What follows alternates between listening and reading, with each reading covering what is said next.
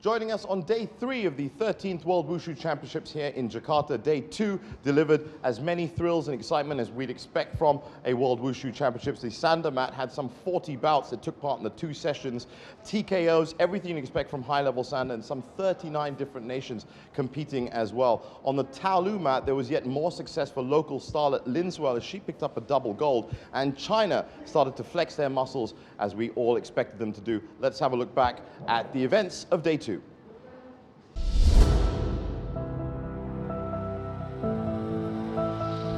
We start our roundup of day 2's Taolu, where we left off yesterday, as Linswell made it a double by claiming gold in the women's Tai Chi Chuan.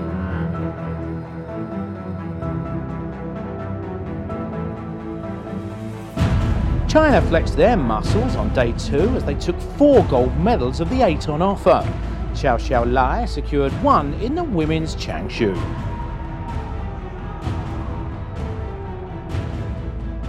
And an impressive performance from the phenomenal Sun Pei Yuan, who wowed the crowd here in Jakarta as he nabbed gold in the men's Changshuan.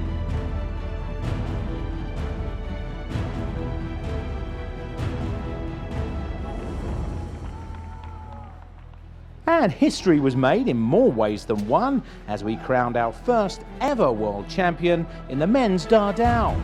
That man was a delighted Amir Abdel Tawab from Egypt.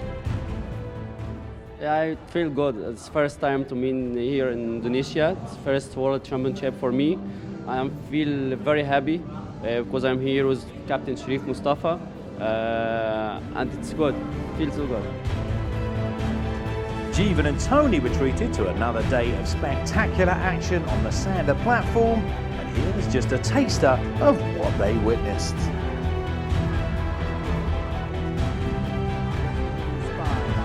Look at that.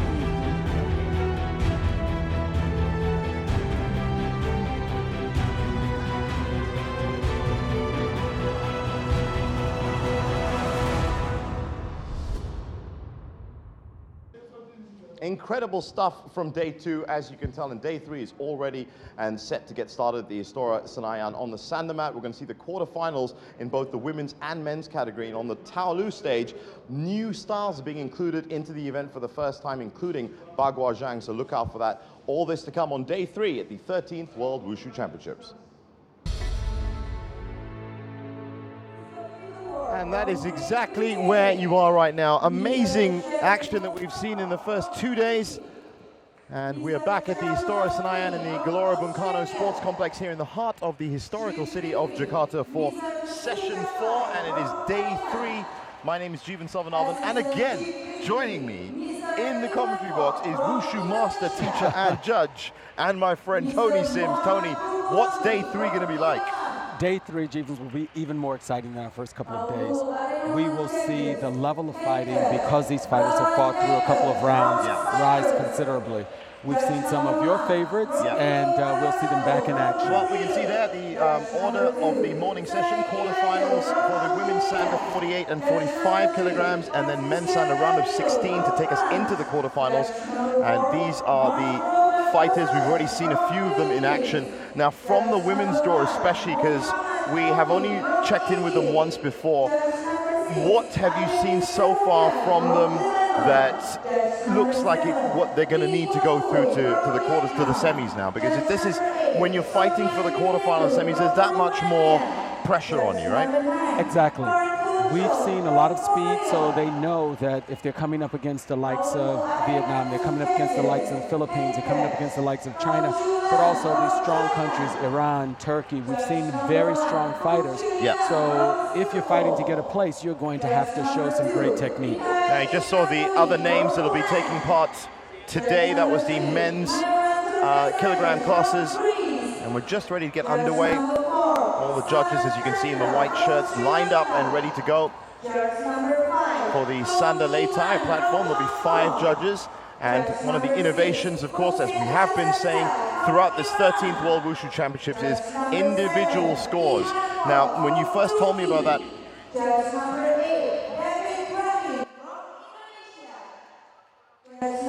and there is Abdul Qadir Dao, And you can see with the neck brace, it's good to see him moving around because he was the victim, I should say, of a very serious knockout yesterday. But great to see him. I had a chance to talk with him through one of his team leaders. He's doing well. His spirits are great. Yeah. This is the team's first time at the World Championships. Wow. And I got a chance to tell him what we're hoping is that they will come back. They will use this experience as a learning tool.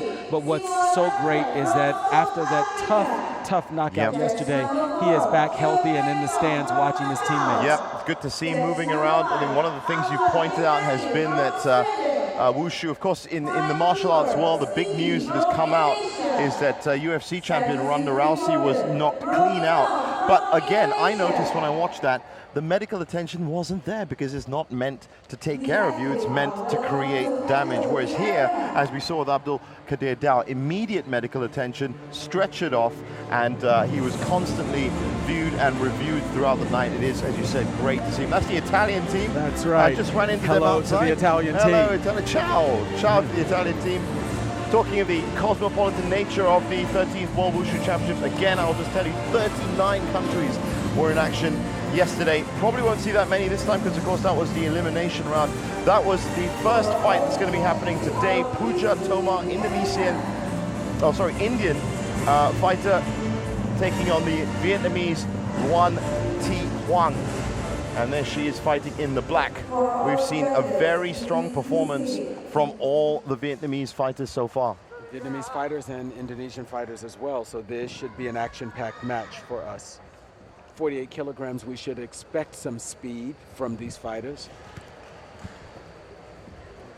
We've seen from Vietnam aggression from the time that the judge calls start. Exactly. They move inexorably towards their opponent and essentially take whatever their opponent can get. And we've seen them pushing off, we've seen them, but not just pushing off, we've seen them also come in with heavy kicks and fast hands as well. Oh, that's just it. Behind the speed is also strong, solid technique. So both of these countries know that they should expect a strong fight, so coming out of the gate. Yeah.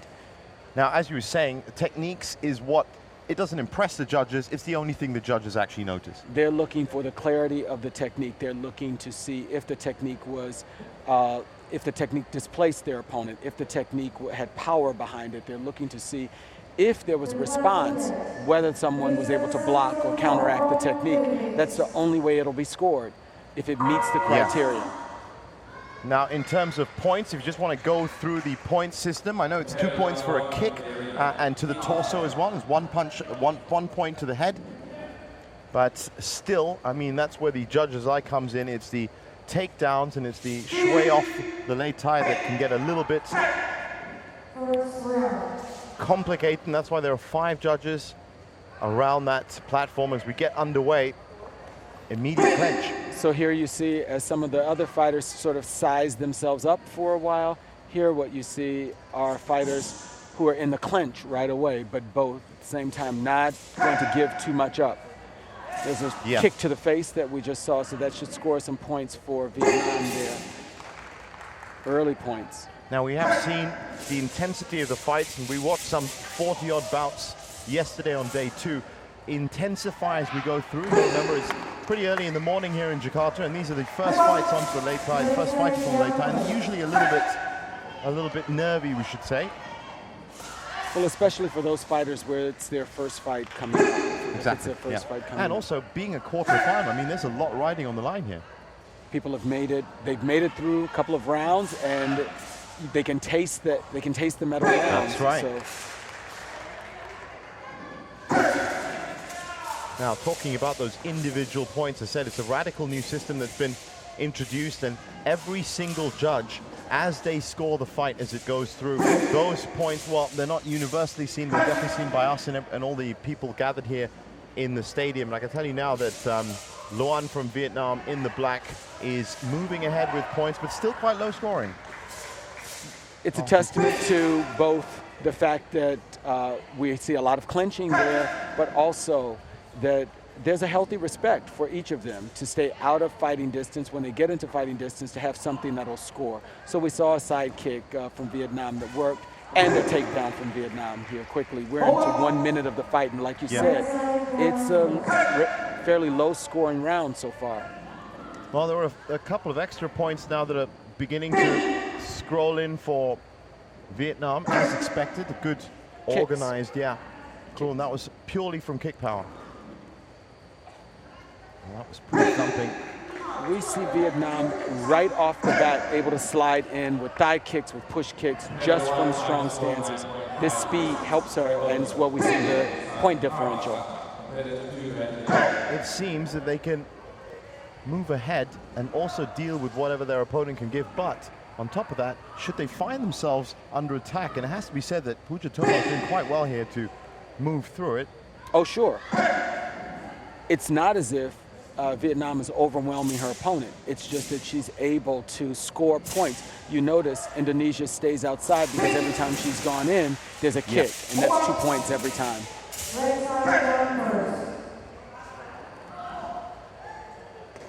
Well, it looks like with 10 seconds left in this opening round, and it's going to be another round one for Vietnam.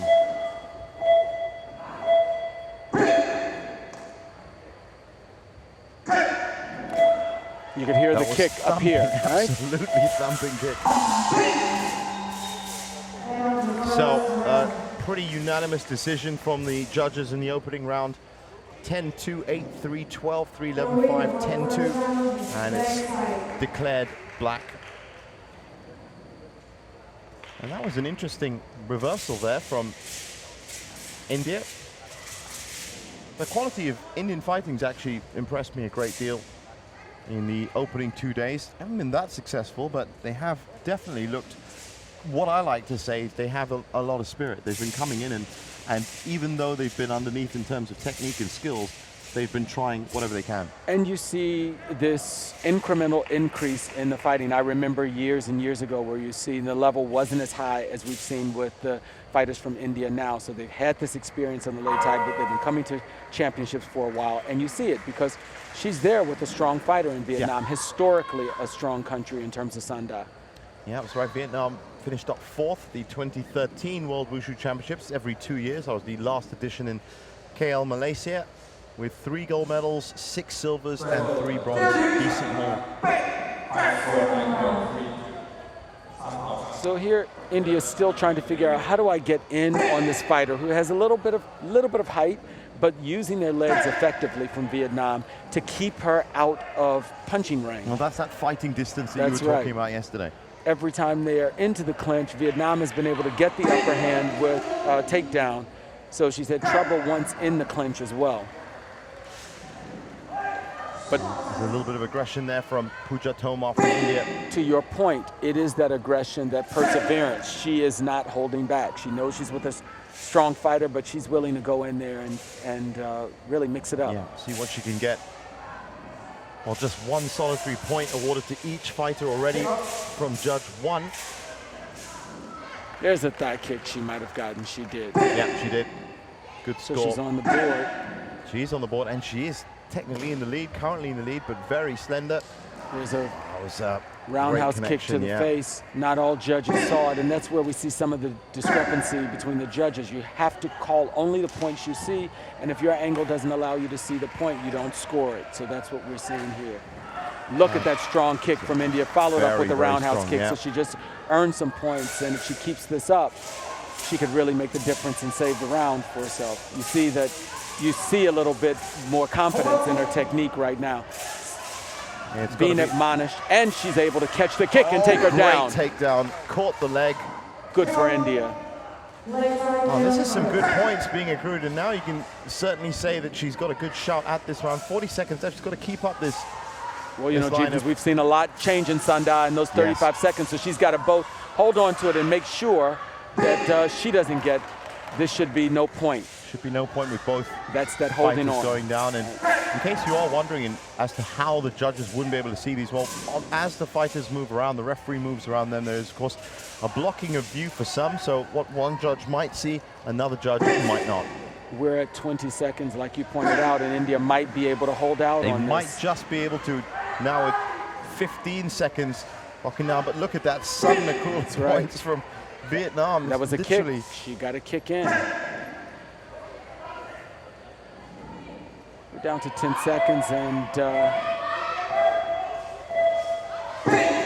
we just might see, wow, these scores are really mixed here. Well, that's the thing. The judges have really been split down. I can see that Judge 3 is right in the middle, and with that final flurry, it was literally in the last few seconds of that round. Again, Vietnam shows its strength just to manage to get out. Just 3-2. eking out.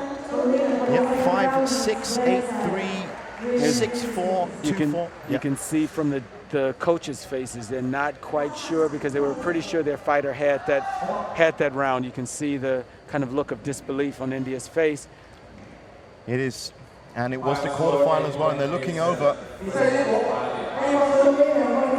I actually managed to take a picture with that India coach who came up to me this morning when I was doing early TV stuff. Of course, far more serious looking now because there is.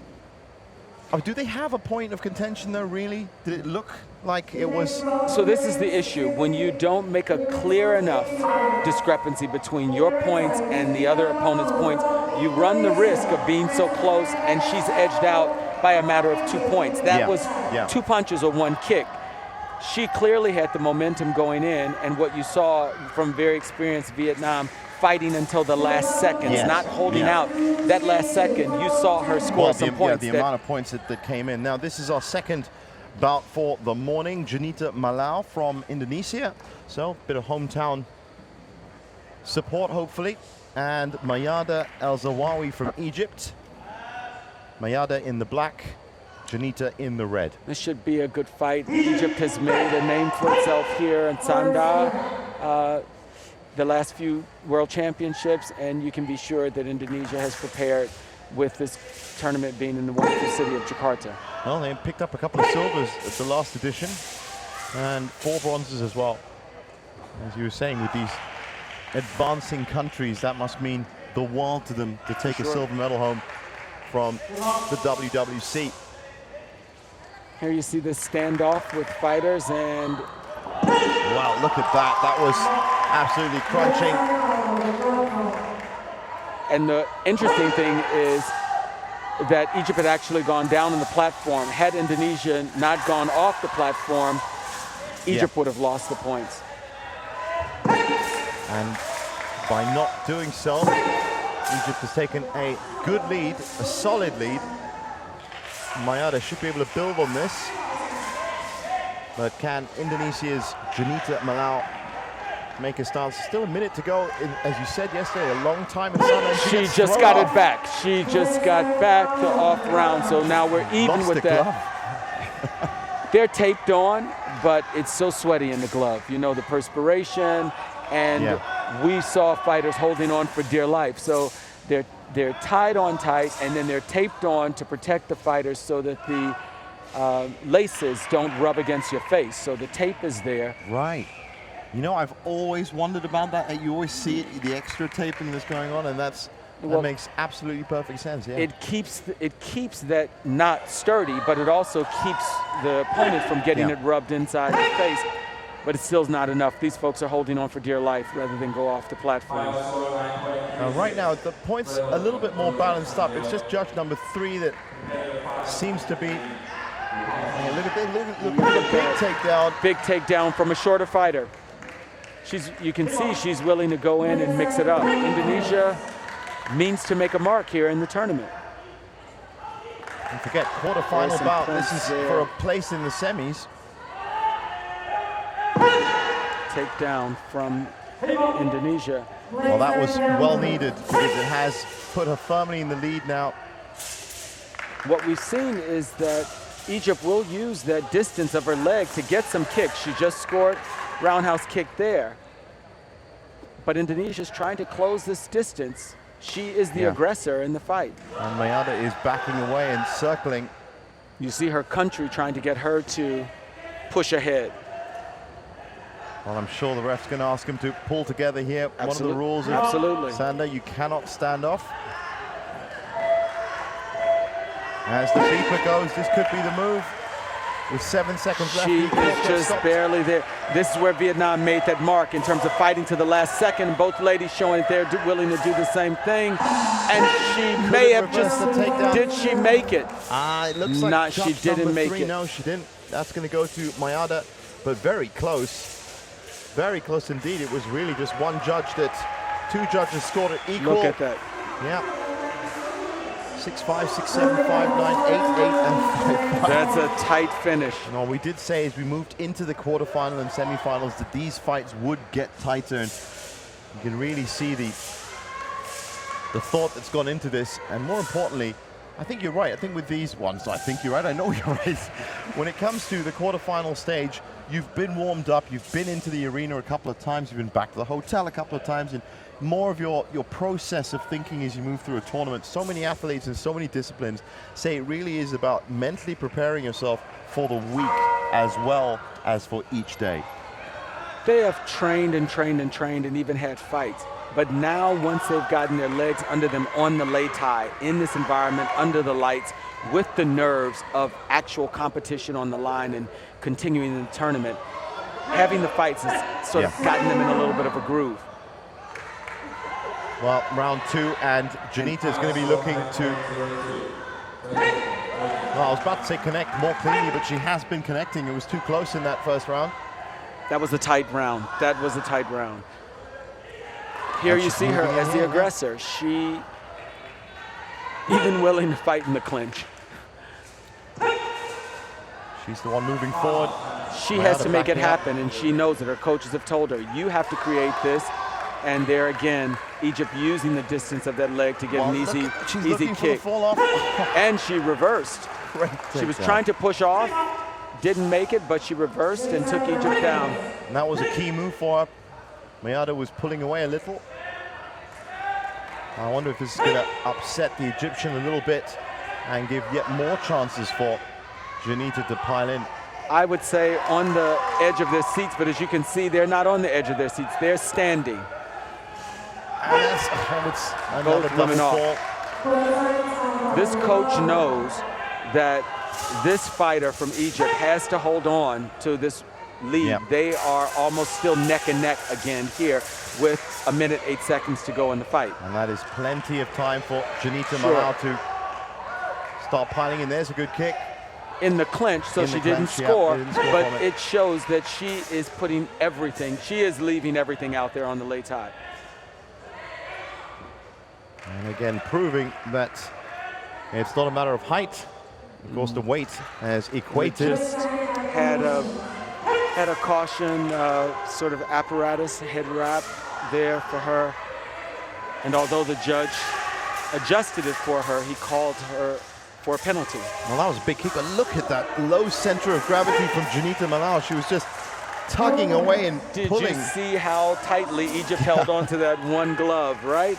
Again, she held on so tightly, the glove is coming off. She knows what that would have cost her in terms of a push-off. It is so equal on the points. Oh, what great punches from Indonesia there. That should set up a little bit up. Still neck and neck. Some judges have them even, some judges have them 1 point apart. At most, there's a roundhouse kick that might have earned her some points to put her ahead a little bit, but not all judges saw that kick. 30 seconds left, just under 30 seconds left in round two. We were here in the same spot just a little while ago in the first round. We saw how many points managed to get accrued just in the last few seconds. Now, these are the last few seconds for Janita Malau's Wushu World Championship. Kick for her. She got the point. Well, that deserves a round of applause because that's exactly what happened to her. Now she just has to hold on. Let's see if she can hold on. And this is where your corner comes in. Do you see Egypt telling them, is she going to get the takedown? She's not going to get it, but she's down to 4 seconds and possibly making it out of this round and taking us to a third round. Let's see, James, if you get a third round today, and you do. We do get a third round immediately. We only had a couple yesterday, but it was that key side kick at the end that managed to push her ahead, and that's a very good score from a 6-5, 4-5, 7-3, 8-4, 5-2. Well done to Indonesia. This is just what we were talking about. She made it clear. Yeah, she made it absolutely clear. There was one judge that didn't score her ahead, and the score was 4-5. So she made it clear in the eyes of 4 judges. So I'm guessing at this point now, after having a very tough first round, you've come back, and not only has your plan worked, you've managed to actually put a little bit of fear into your opponent as well. Now, in terms of Janita, she's going to be on the ascension. Mayada is thinking, hold on, I could have had that. You've got it. We've seen this. She is full of adrenaline because she's just made this happen and take it into a third round in her home country, in front of her audience, with a fighter that had already won the first round. That's why you saw Egypt on their feet, urging their girl on, because they knew it was her fight to hold on to. She had nothing to lose. And as usual, the fighter in Ascension is fresh and ready immediately to get started. And this round will determine which of these ladies makes it to the semifinals. But this is where you want to be. You want to fight your way into a third round and to put it on the line again. You see both tentative. Punches coming out from Egypt, but not all judges saw it. But Indonesia's yet to score a point on the board. There she got a thigh kick in, answered back by Egypt. Well, Mayada's looking a little bit static and moving away. She knows how dangerous Junita can be now. You're absolutely right. That roundhouse kick to the torso. And she managed to keep 1 foot on. I'm guessing 1 foot. It's not going to count? 1 foot's not going to count. 1 foot's not going to count. But look at that openly, punch. Openly. Beautiful right hand. She's an absolute terror right now. And it's being reflected in the points. She is ahead, not by much, halfway through the deciding round. To be clear, Egypt has the distance advantage. But Indonesia is not unwilling to go in and mix it up. And when she pushes off, she's trying to make points happen. You can just see her just looking for any opportunity to come into that fighting space. There she is. She got the roundhouse kick in, but it's answered with a takedown from Egypt. And that was, well, that just has really shook up the points now. But still, Junita Malau is going to get a huge cheer if she can hold on for 50 seconds. Egypt may know that Indonesia is the one that has to take the fight to her. So you see her holding back. She's just waiting for Indonesia to come in, and she's scoring. And she scored with a roundhouse kick. Indonesia is the aggressor there, but Egypt feels, I have the upper hand. And in the score... It's so close. It is so close, but Egypt is shading it right now. Mayada El-Zawawi There's a roundhouse kick, not scored. He's got to get out of that clench, looking for the takedown, doesn't get it. 26 seconds left. The clench is hurting Indonesia because she needs that time. She's not ahead in the score. So the clench just, she got a push off. But that's only one push. Her glove is off again. So you see the judges from the corner, Egypt's corner, urging her on. Well, Mayada El-Zawawi is going to get a little bit of a breather now. She is behind in the points with 19 seconds left. This 19 seconds is going to determine which of these ladies goes in the semifinals. I can predict, I can tell you now, even from the crowd that have joined us in the morning here at the Istora Senayan, there is going to be a cheer from the Indonesian fans. Egypt's corner hasn't stopped coaching her the entire time while we're doing this. Poor fighter from Indonesia couldn't even see her side over there because she's getting her glove on. Glove taped up. So here we go. It's an exciting 18 seconds for us here. Let's see what happens. That's big a punch, a big right hand that scored for her, and a roundhouse kick. She's done it. It looks like she's done it. We have 8 seconds of fight left for Indonesia to stay here in the competition and in medal contention. What a nail biter. What a nail biter, and they're both off with 1 second. Well, that is really well done from Junita Malau. She was a round down, and she's come back in. 1 second, and she's going to wind down the clock. You don't usually see that. Wow. It's amazing. And that is the second fight that we've seen on quarterfinals. We did predict it was going to get really tough, but fantastic performance from the hometown hero, Junita Malau. Look how active she is, just straight up. It was that adrenaline from that win in the second round, but credit to Egypt for giving a tough fight there. And that was a huge result for Indonesia, but it was the push-off plus the kicks in the end that really made the difference. And what we're seeing here is that these points, and Tony and I can see it from our commentary booth as they go up, it's incredible how literally you could just watch them move up. It's like a speedometer. That's the next match. Philippines, Divine Wally against Turkmenistan's Ainabat Jumamuradova. What a strong name for you. Divine. And the way you just handled this other name is impressive as well. As I said, yep, this is, we had a deciding round in the second fight. We've had a deciding round for me in the third fight. We've come out well. So, Philippines versus Turkmenistan. I'll find out exactly who these fighters are going to be fighting, because it is now the business end of the draw in this 48-kilo women's sanda with quarterfinals. If you just excuse me while these people are getting ready. There are a lot of stats to go through. And what we know is that Turkmenistan and the Philippines are going to put up a strong fight. Yeah. And there you have Philippines going off the platform, but not going off alone. She held on to make sure that Turkmenistan came off with her. Well, it's another crunching fight. Look at that, straight up. Yesterday we saw a lot of fighters standing off each other. We thought it was going to happen just in the first fight now, but now all the fighters have. Look at that roundhouse kick that we can hear up here in the stands. And you have to understand, wherever you are in the world, when we say we can hear it up in the stands, on the screen it looks close. We are literally about 50 feet, maybe 60 feet away from the fight with headphones on, and that's how crunching these hits are.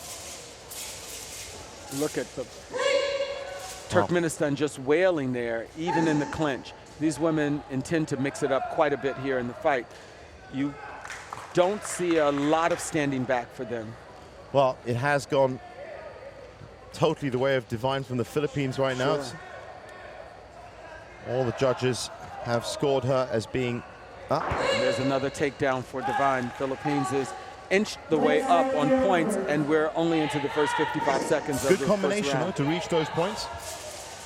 It makes it much harder for your opponent to then come back and win the round when you've spent. There's a nice side kick. It's given her 2 more points. Makes it that much harder for Turkmenistan to mount a charge to win the round. Right, yeah. When you're into 1 minute and we see double digits from one judge for the Philippines. It's not the kind of differential that would stop it, but it's definitely the kind of differential that might be a little bit too much to ask. Well, we know that Turkmenistan just got on the board. Still, 2 judges haven't scored any clean techniques from Turkmenistan. So when you have a 10-0 difference, it's really hard to save the round. Yeah, totally. Because as we were talking about yesterday, that equates to 10 punches. Or 5 kicks. Or 5 kicks, yeah. And that means that they have to be clean. Clean without blocking. And really, the areas of attack on your opponent's body while they're being guarded are very small indeed. Here we see the Philippines, at least 3 times I've seen her retreating and kicking as she retreated. That's a great sense of balance. So, massive scores, 8-1, 13-1, 10-0, 10-1, 8-0. Still those 2 judges didn't see a point for Aynabat from Turkmenistan in the black.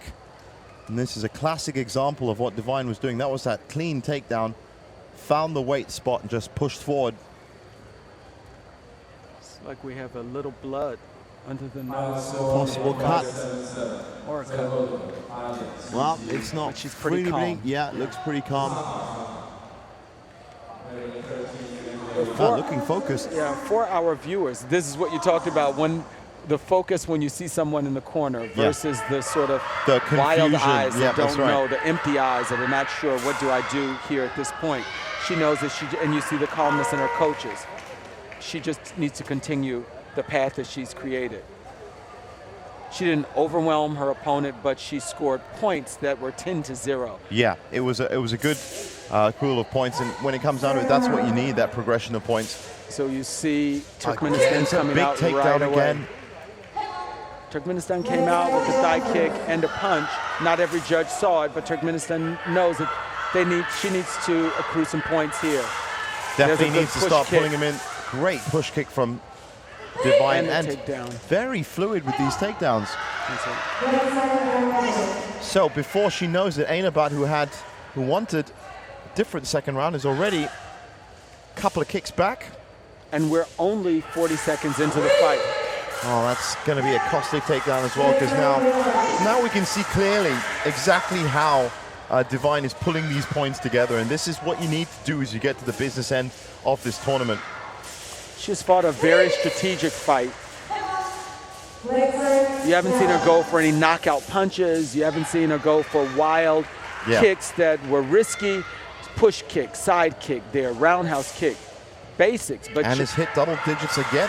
Her timing has been impeccable with a fighter that's a tad bit slower off the, look at that. Yeah. She at will, roundhouse kicks from each side.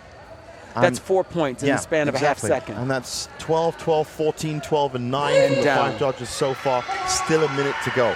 Now, if you think about that, 60 seconds to accrue, well, as you said, 10 points, 5 kicks in that, through the defense. That was at one point where she was really picking out exactly where she could put her side kicks and the roundhouse as well.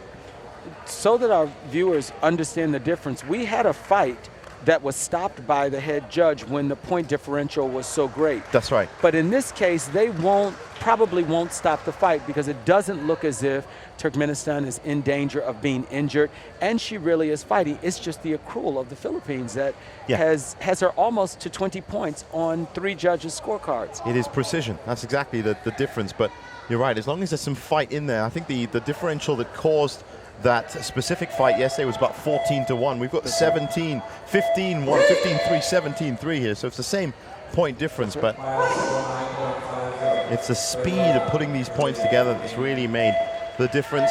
And look at the hands at the end of the round for the Philippines.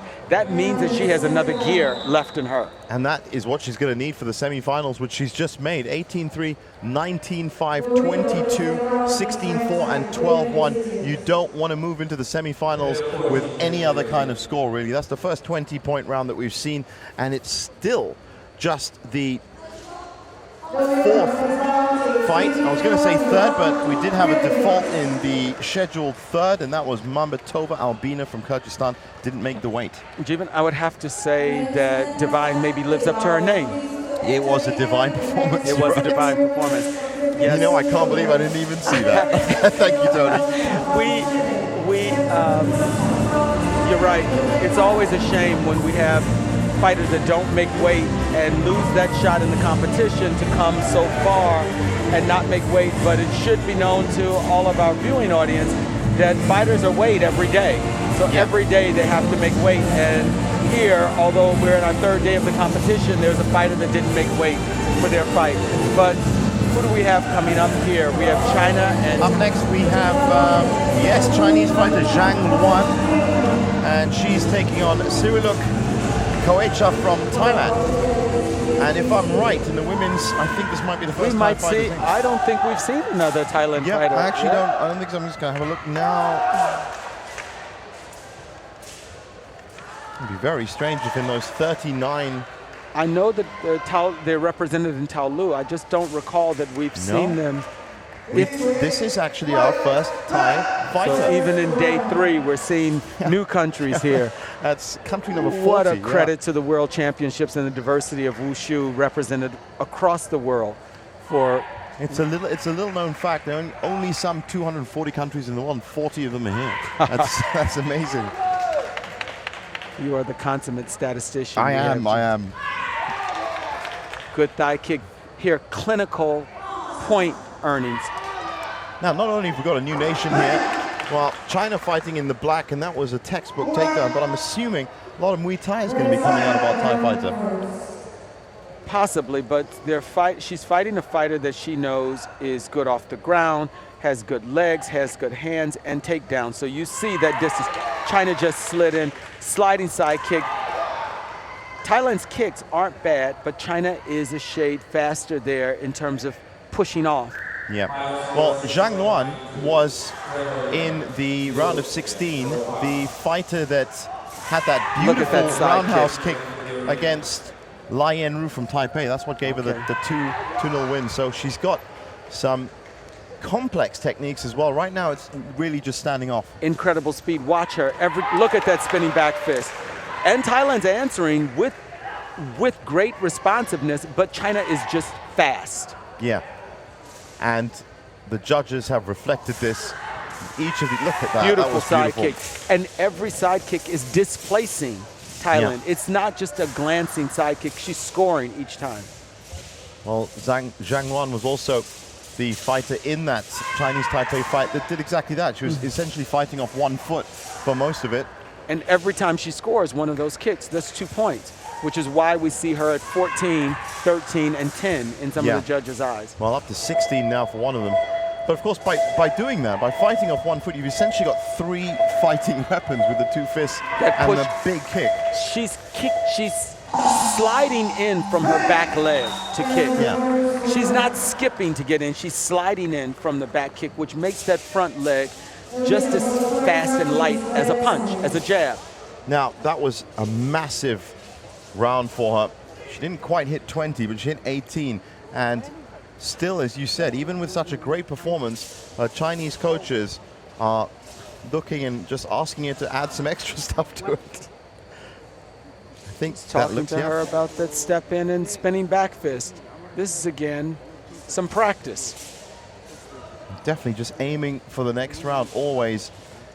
As She you can used see the there. spinning back fist, and so he's refining a little bit of that for her. And just calm as you like as they move through the rounds. The other side of things, our Thai fighter, Siriluk Huecha. Well, she had a lot to deal with in that first round. did. I think that's the best way of saying it. But she is not a fighter that's a lightweight fighter. She is just with a competitor that is a technician. This is textbook sanda. Almost like a surgeon, really. You see her, she's waiting for Thailand to come in. She knows how fast her reaction time is. And pretty soon the platform referee will have to go them on. Yeah. Thailand knows that every time she steps in, this front leg from China is so dangerous. And then that's the back fist that her That's coach right, was talking roundhouse about. kick. Every time Thailand touches her, there is at least one technique that comes out of China. So She just really, carried her over. just carried it across the round. She is the marginally shorter fighter, but right. immediately, just with 30 seconds gone, 5 points universally awarded Side by kick. the judges, 7 points universally awarded from that kick as well.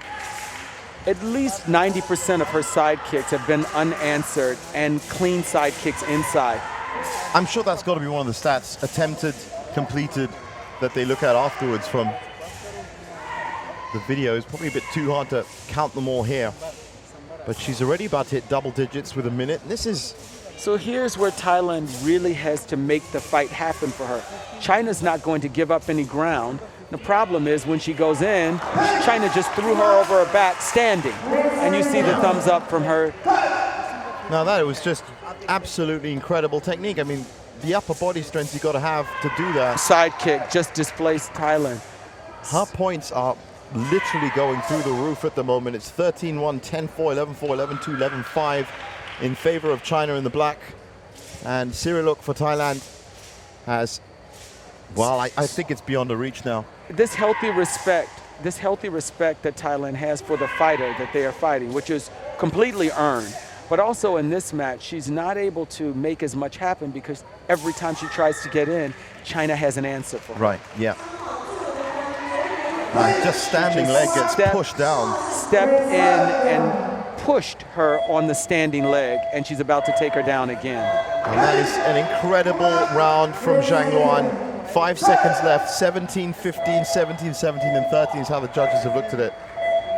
And a side kick at the last, push kick at the last second. Didn't push her past 20 though. 17-1, 17-6, 19-4, 17-3, 13-5, and an easy progression into the semifinals for China. What we know is that Zhang has another level. Yeah, another gear. Yeah, she has another gear to move into. Thailand really didn't push her into that gear. She didn't make her sweat hard. She was able to win this fight primarily off of one leg with her push kick and side kick. Well, we've seen some really great performances already from Chinese fighters. There was Xi Zhufi in the men's draw, and now Zhang Luan looking very, very steady as we move into the last 4. That was for a spot in the last 4. And she'll be joining Luan Ti Huang and Janita Malau and Divine Wally.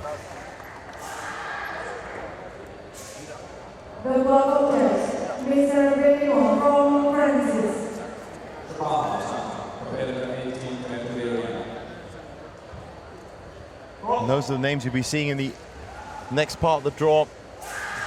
And up next, we have Perizat Muratova from Kazakhstan again, taking on Alice Alue Daluz from Brazil. Aluia Deleuze from Brazil. Now, Perizat, I tell you, she was in action yesterday. I'll just try and get you.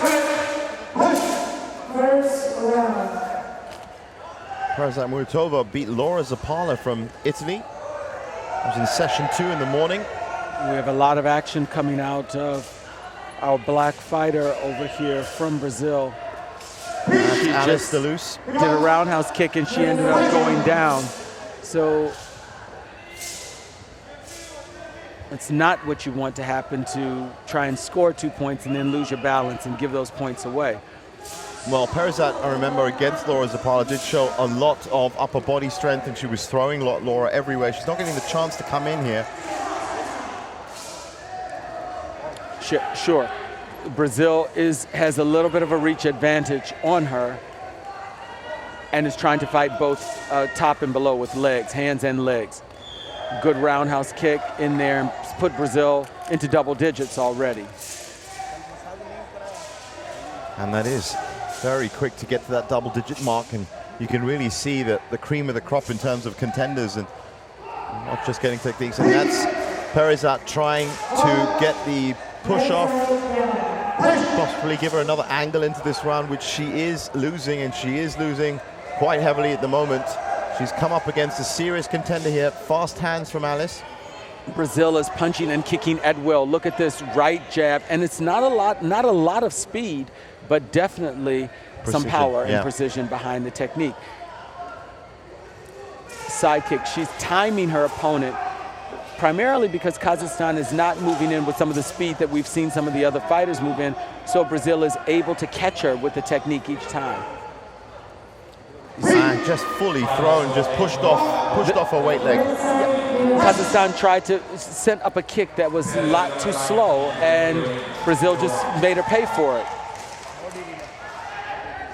Well, you've seen some quality sanda already in the opening 5 bouts on session 4 on day 3. But in terms of points, well, not only are they high scoring, one more punch for Alice and she would have hit 20. 19-8, 16-6, 15-3, 14-3, and 14-3. Solid from Brazil. Decisive win. I'm sure she's going to get a pat on the back from her judges. Now, for Perizat Muratova, had a reasonably easy time against Laura Zappala. As you see there, she was trying to move in, just gets pushed back. She has a different fighter here, very different than her previous opponent, and she was able to make it happen with Italy, I think it was, Zappala. Yeah. But here, Brazil is taking the fight to her, both in terms of her kicks and her punches. Now, I wonder what she's got planned. A lot more riding on this one, with a spot in the semis.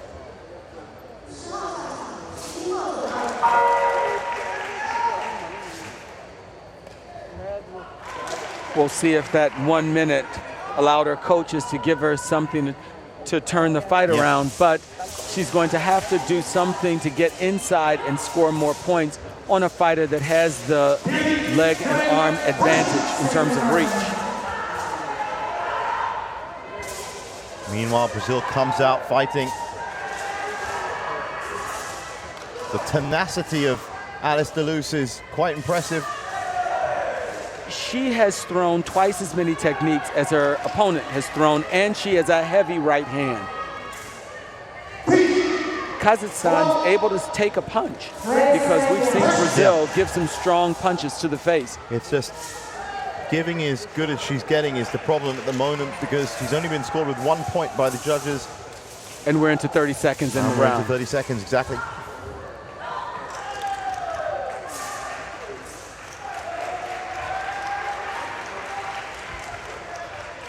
As you can see, those techniques, especially the leg techniques that don't come up with conviction, Brazil has made Kazakhstan pay for a slow leg. And the legs are getting slower now. Wow, that's just toe-to-toe. But it still came out in Brazil's favor. Now, I wonder if this precision from Alice Deleuze is going to work into her favor with some of the other competitors in this 52 kilogram class still to come. Kim Hai Bin from Korea Özlem Çiçek from Turkey. Both had good fights yesterday.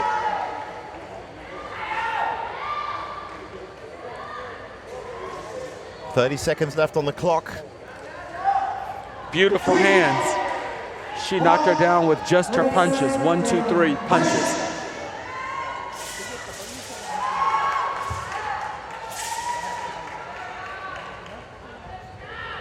You can just see the physical conditioning that you need to have.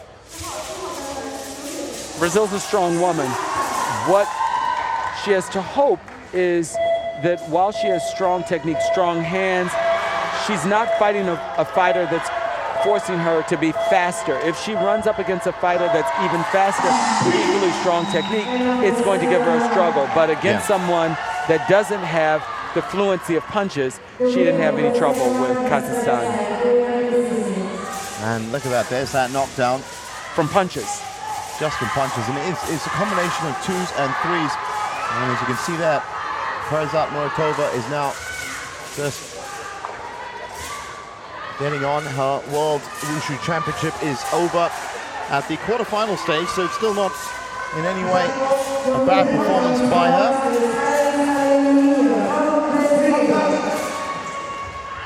So we can confirm in the 48 kilogram class, Hwang Luan-Ti, Junita Malau, Bokyeon Byeon from Korea, and Divine Wally are our semi-finalists. And from one of them, the champion will be chosen. That's a good fight card. We've seen some great fighters there. It's going to be interesting to see. And already in the 52 kilogram class, we've got Zhang Luan. The impeccable performance that she just put in. And also Alice Dalus from Brazil. Now up next, as you can see, Özlem Çiçek from Turkey. And we've seen her yesterday. Yes, right? yeah, she was in action in the morning yesterday, and she came out 2-0 over Manel Geribi from Tunisia. It was Turkey versus Tunisia, and it was a pretty thumping fight, but Özlem used her legs to good effect. I wonder how she's going to do here against Sanatoy Devi Yumnam from India. India fighting in the red, Özlem fighting in the black.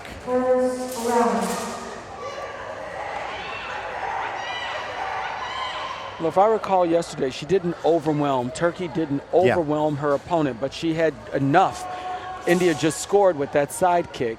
So while Turkey has a little bit of a height advantage, India is not willing to give up anything and has taken her down. So she's on the board with at least 3 points from judges. And I think that Özlem is now already, just with 20 seconds gone, realizing that this is not a Tunisian opponent. It's not the fight she has yesterday. That's for sure. So coming in with a big kick, it gets pulled. And another takedown. And this is a good start from India. So here's a case where 3 of the judges didn't see the technique from Turkey, but the takedown was scored from India. So you have to make that technique clear. And look at the smaller woman really using her balance to pull down Turkey. And that's given her a good sizable lead. It still is just over a minute to play. The fight, sorry, and a lot can happen in that time. There's a roundhouse kick switched into a takedown. Now, the interesting thing there was that Özlem was going for the counter in that as well. Some of the judges have spread this at 9-2, one at 8-0 in favor of India. Look at that timing for the roundhouse kick, and she's going to be pushed off but pull her opponent off. There's that That's right. one super glued arm that I'm not going to let go of. But she scored with that roundhouse kick that we could hear up here to the torso, and then made sure she didn't lose it. Every time her opponent gives her a kick, she's answering with a kick that's a little bit faster and scoring. So we're into 13-0 on some judges' cards. Yeah, 14-2, 13-0, 12-0, and 8-0. Commanding performance from Sanatoy from India. In the first round, and we're 30 seconds left. So it's a steep hill to climb for Turkey. Going to be plenty of chats for sure. India comes in again, goes with a kick, doesn't connect, goes for the takedown. Doesn't get the Shui Jiao, and now has done enough. Definitely has done enough. Sure.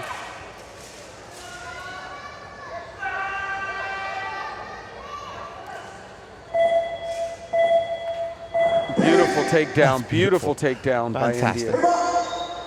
Now, this is, we've seen Vietnamese fighters, we've seen Chinese fighters hit 20. We haven't seen an Indian fighter hit 20 yet, and in the quarterfinals as well, but we're very close. She might just get got a hit. it. It's so That's fluid. 2 points Yeah. for so What's the score? she's up to, had to be scored, and it should have been So close to hitting the 20-point mark. We're not going to use that against her, hitting 15-3, 16-6, 19-7, 19-5. Two judges scored her at 19 points for that round, and that is a phenomenal achievement. We had one judge, the head referee corrected one of the calls for the platform judge that would have put red over 20. Well, I saw that go down, yeah. What we know here from our Turkish fighter is that she's a scrapper. She stayed in a fight yesterday. Here she will have to mount what she wasn't able to do in this first round, and we will see a determined India fighter holding on to this fight. Well, there was a lot of takedowns coming in from India there, and would one of the strategies for Özlem be now to stand back, maintain fighting distance, try and hit them with the kick, and not get it caught? That's the point. The problem is, almost every time that India has thrown a kick, even a low kick, this shorter woman from India has been able to grab the kick and end up in a takedown. That's why Turkey is standing back, because she is, when they mix it up, India has had the advantage in terms of taking her down almost 100% of the time, and look at that, she has just switched. She's absolutely swarming all over her. The smaller woman is just looking for every... She went from hooking her head down to her left leg to try and take her down. And the punch, jab. Big punch, big kick. Özlem might be in trouble here. That was a left jab, a roundhouse kick, and a side kick that she scored within 2 seconds. Well, she just has a quick look, Özlem, to her bench. It's not going to help her here. She looked a little bit dazed by that. Well, she took a strong jab to the face. To her credit, comes out with a big punch, but again, is just leaving it open too much. Big kick to the face. She just scored 4 points in kicks to the torso and to the face from a shorter woman. She's kicking up in order to reach her face. Side kick. And this is done very well for Sanatoy from India in the red in terms of points. What we have to hope from India is that she has, because we've seen women with side kicks, strong side kicks, but even faster. So we have to hope that she has another gear that she's able to move into. Right, because we've seen some fast side kicks out here. She has an effective side kick today. She hasn't had to be super fast with her opponent. What she has had to have is good timing. Right now, Özlem, that was a perfect example. She's come in with one punch, and all of a sudden, Sanatoy has not just come inside, but is swarming all over her, looking for those takedown grabs. That's around the neck. Around the neck, and then she pushed her back because she couldn't get the taller woman over her shoulder. We did see earlier in a fight with a shorter woman, even taking her over her shoulder, overhead, and throwing her. But in this case... Well, there's 41 seconds. Any stoppages do result in a clock stoppage as well. And that includes equipment reshuffling, shall we say.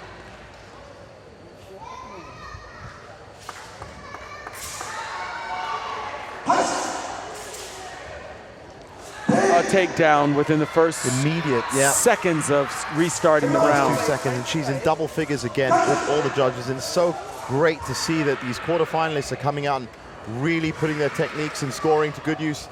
Look at those kicks. India just scored at will. This has been, so far, the highest scoring Indian performance we've seen, men's and women's. And Sanatoy Devi Yumnam is going to be the toast of the Indian contingent today, for sure, for making her way into the semifinals of the 52-kilo class. She was on three judges' scorecard. She's held her opponent to 1 point. And we're at 10 seconds in the round. She's at 17 points, and her opponent's at 1, which means there's been a lot of techniques coming out of her legs and hands and takedowns. Another takedown. That might be the one. Nope.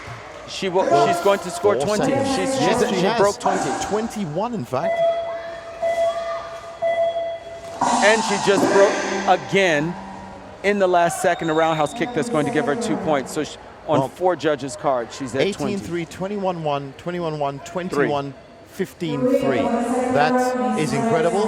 And I have to say now, this is just off the top of my head, that Zhuji Fu in the men's draw had scored the highest amount of points in a round, which was 22. Well, Sanatoy's come up with 21 from 2 judges. And in some cases, I think, what, 21-1? Yeah, 21-1 it was. And you can make the comparison of attack and defense there. Her attack was absolutely beautiful. Her defense, absolutely beautiful. And there she is, Sanatoy Devi-Yumnam. And her defense consisted of any time there was a kick, and most of the kicks were low coming from Turkey today.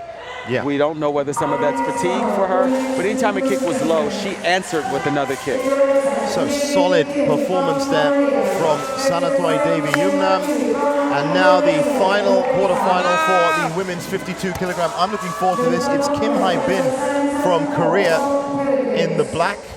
And she had a fantastic performance yesterday over Najwa Issa from Lebanon. That was 2-0. But a lot of techniques.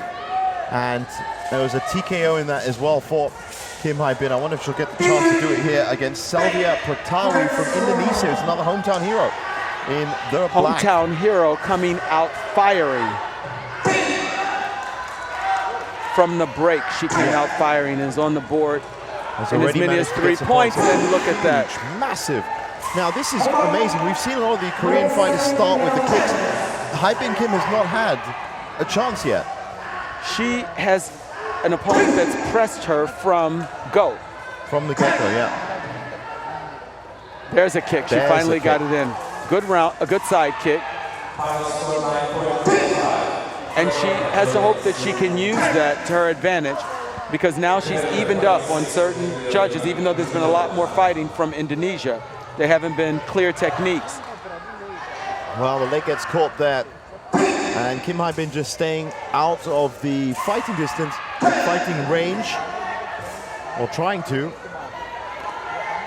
Good connection. There's a roundhouse kick. Should have scored. Should have scored. A punch should have scored as well, I would have thought. But as it is, Indonesia still marginally ahead. We have a different vantage point, as you pointed out, than the judges who are in a corner and not able to see. Yeah, absolutely. The commentary box is always little perches that are high up, so we do have the benefit of seeing pretty much everything. Here's a case where Indonesia, who on some judges' cards is just down to 2 points, needs to edge up those points, like we saw with some of the other fighters, to make a bigger gap, because Korea can come back. Yeah. Now, that was an unlucky slip from Korea. And the throwdown from Korea. Possibly from Taekwondo schooling. And there she goes. She's going to get it back. She got one of the points back. She tried to stay up. Wow, this is great from Selvia Pratawi. She is now about 3 points ahead on average.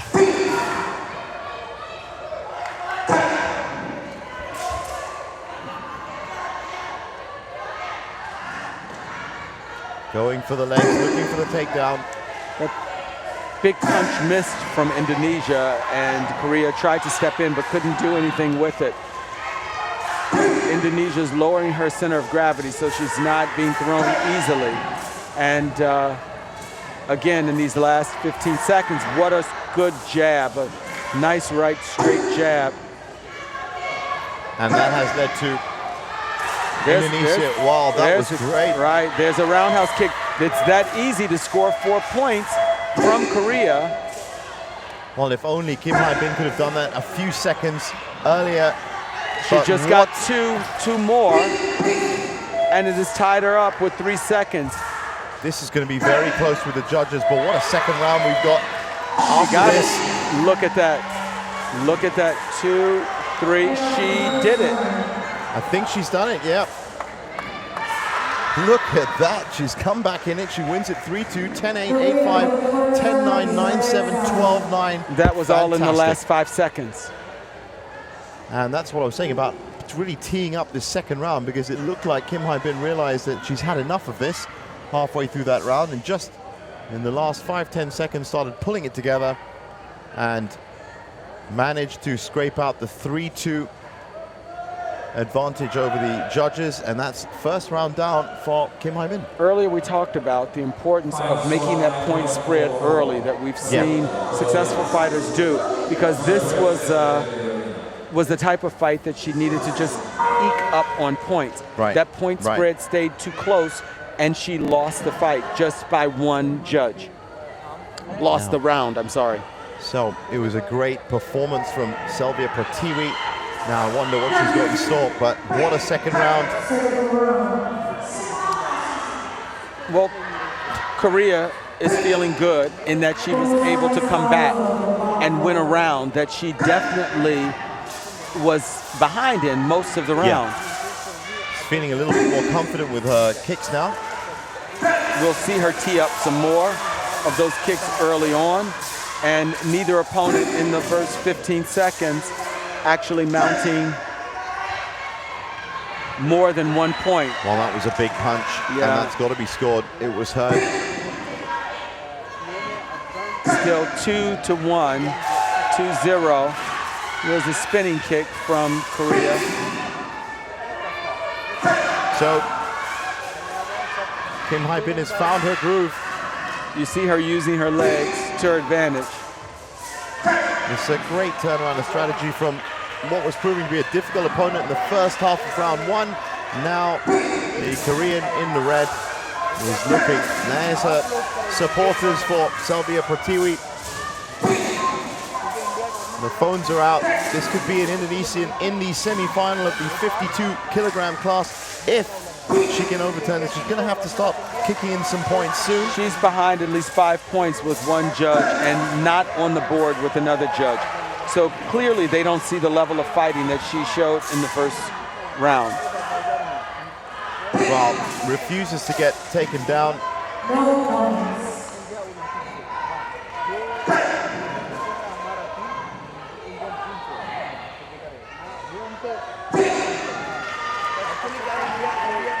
And the referees doing a fantastic job here in just keeping these two girls on point. But look at that, they're all open now.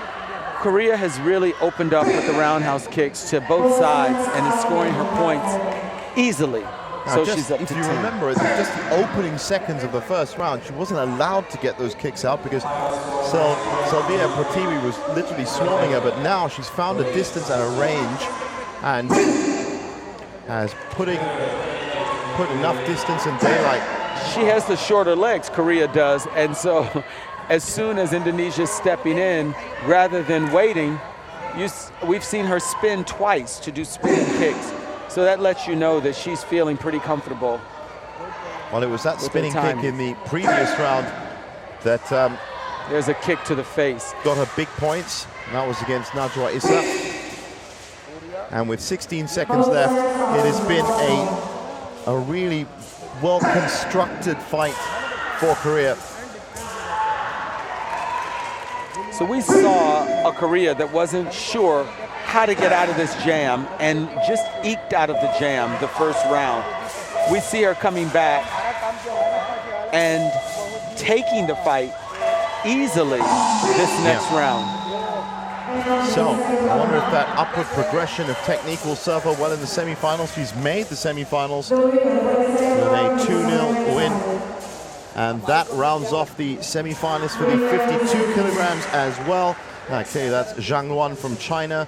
That is Alice Deleuze from Brazil. Sanator Yumnam with that great performance for India, and Kim Hai-bin for Korea. Another great fight card. So we have our fight card. Yep, we have a fight card for 48 and 52. And so that means we move into the men's 60 kilogram. Bit more weight here, a bit more punching power. And we're going to kick it off with Kong Hong Zin from China. This should be great. Against Lucas Luciano Queiroz Pereira from Brazil. Yep. And we saw him in action yesterday. And there were just so many fighters. Well, he was the man to in the round of 32 that put Kevin Petchy from France out. That was on the first day.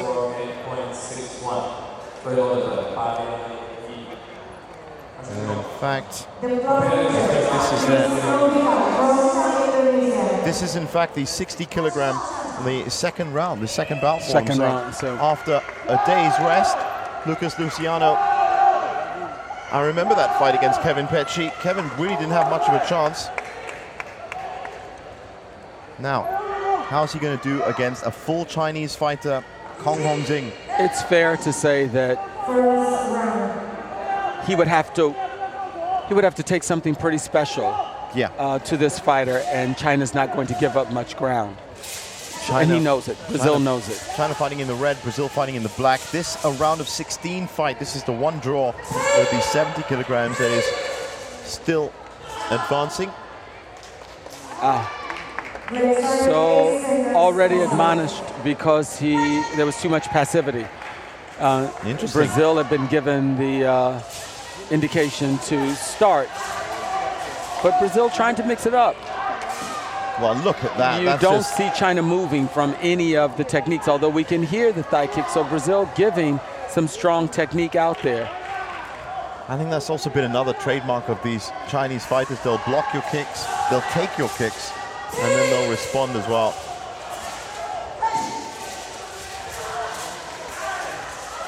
The conditioning, as we've seen with some of the other fighters, especially from Russia, the conditioning of the fighters.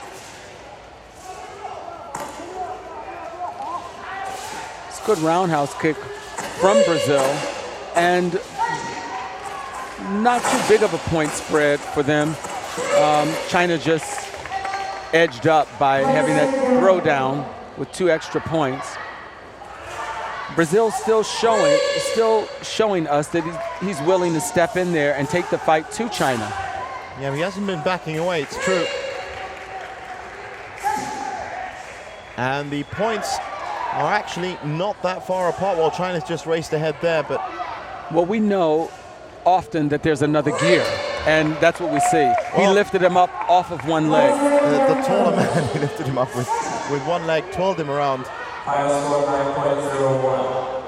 So this has been a busy fight, but not as many points scored on Brazil's side. But again, we see a Chinese fighter in double digits very easily. That was interesting how he moved back, he moved out the way, and as he moved forward, the leg scored for him. There's always a limb scoring,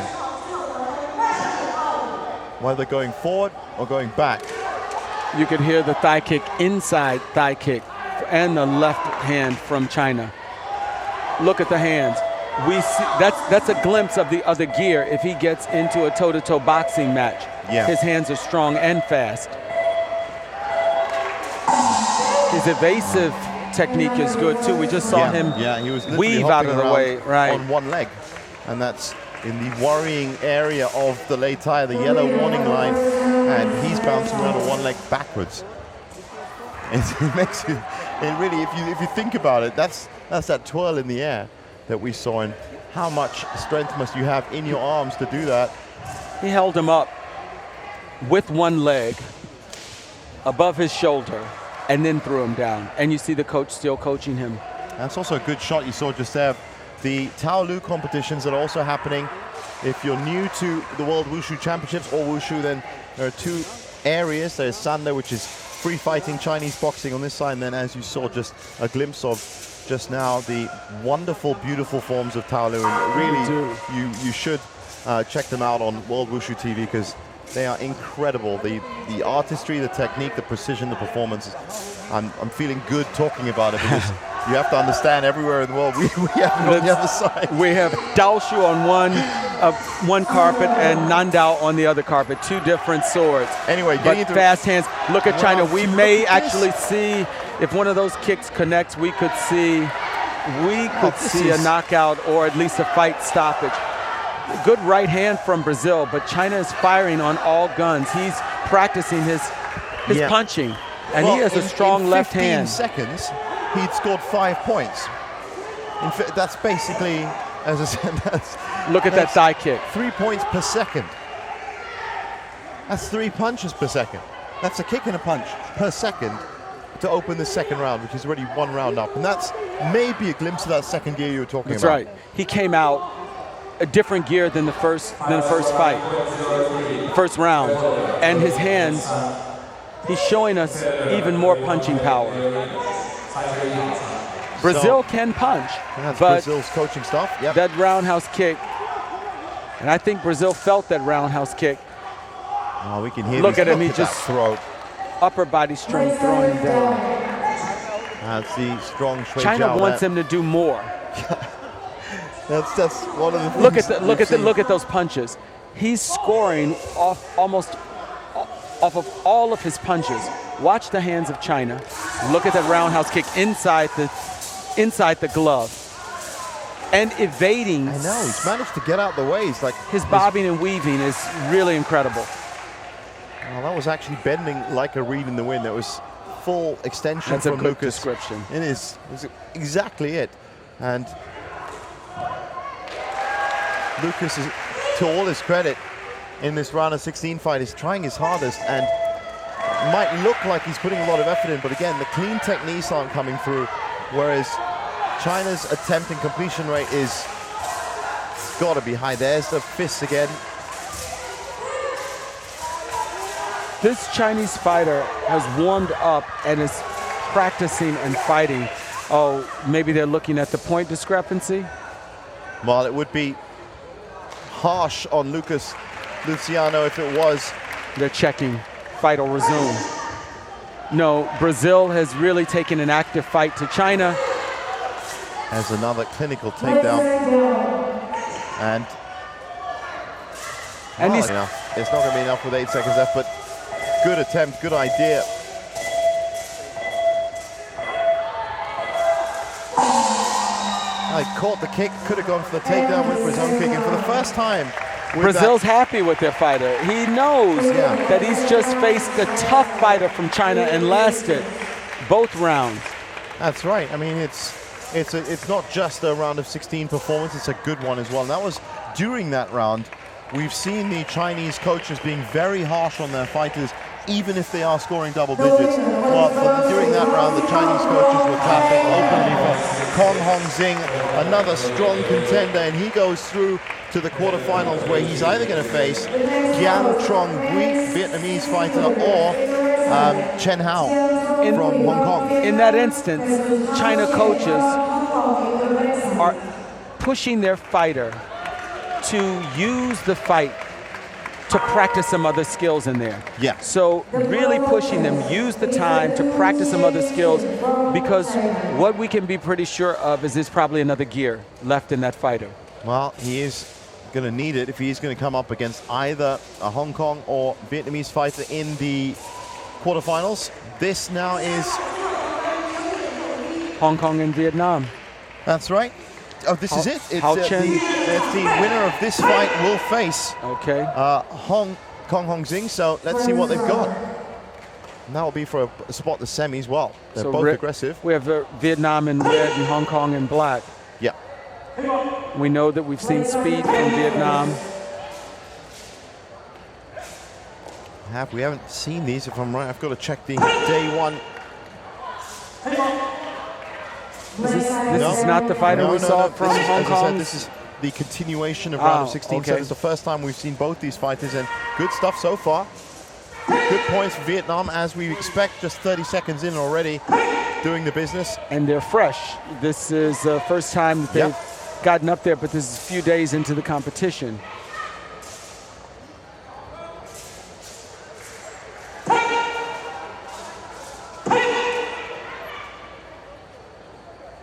There were just 5 60-kilogram fights on day one. And so we're watching 8 today. That's a low kick, so it won't score. Down to the shin. That's a good left roundhouse kick. And that's definitely, it might even have left an effect on Hao Chen. Again, that speed from Vietnam, and he just took it to the head. He took a roundhouse kick to Hong Kong's head and almost head him off. Almost very close. So, Chen Hao with a lot to think about. He's 7 points down on average. Comfortable round. There's another roundhouse kick to the head, but it was blocked. Well, the takedown was given there by one of the judges. Vietnam inviting him in. He has his hands down to invite him in because he knows he has a hand speed over his shoulder.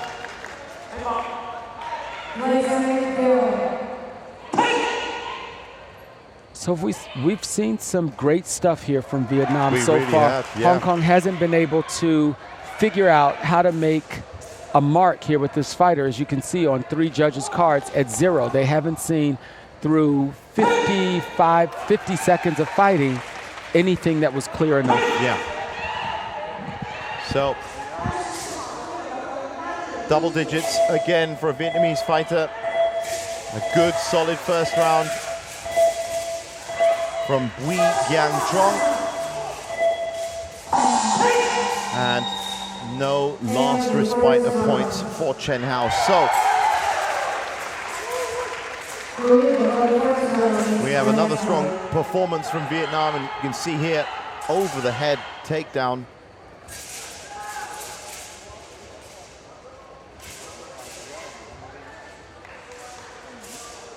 And I wonder now what Chen Hao in the black here is going to be thinking or planning for round 2.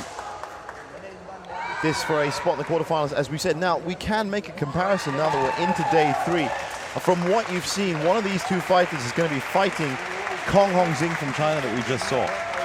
Well, if the second round goes as the first round did, then we can expect that this strong Vietnamese fighter is not going to back off very much. We've seen the speed of his legs. We've seen him score with his roundhouse techniques. We know that our Chinese fighter has strong hands and feet and can mix it up. So let's see what the hands are like for Vietnam. Let's see if we see some strong hands. If Chen Hao can make a change here and force a third. Early points going to Vietnam.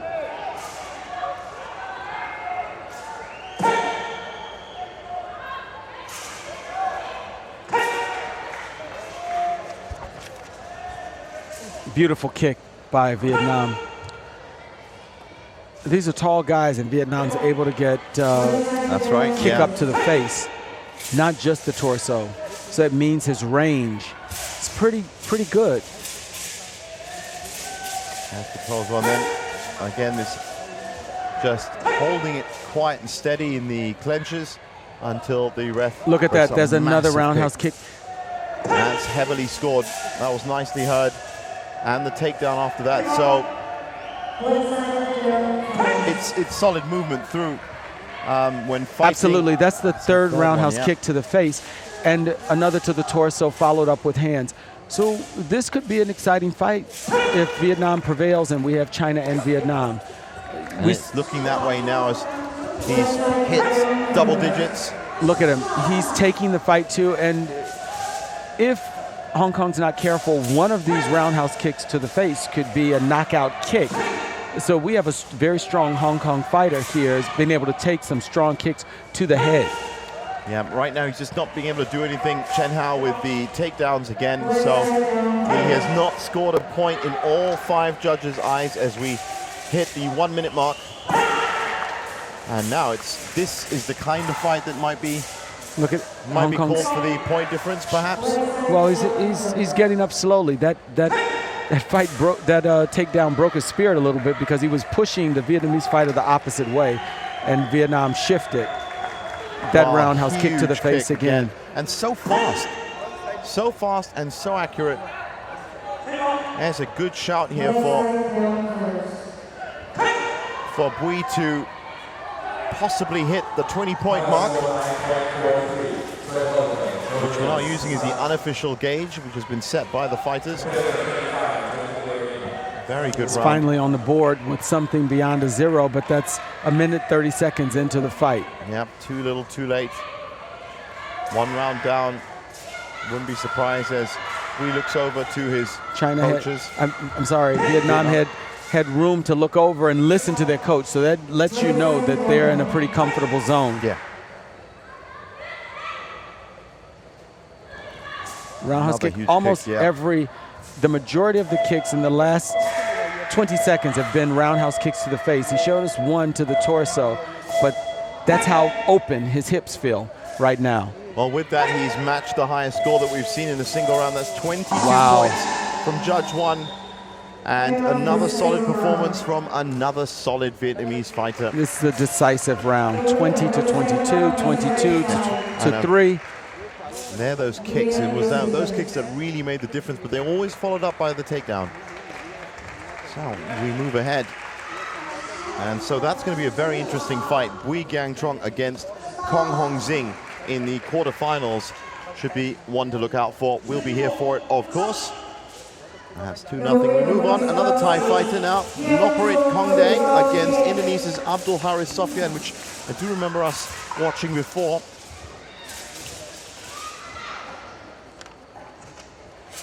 Maybe it was session 2.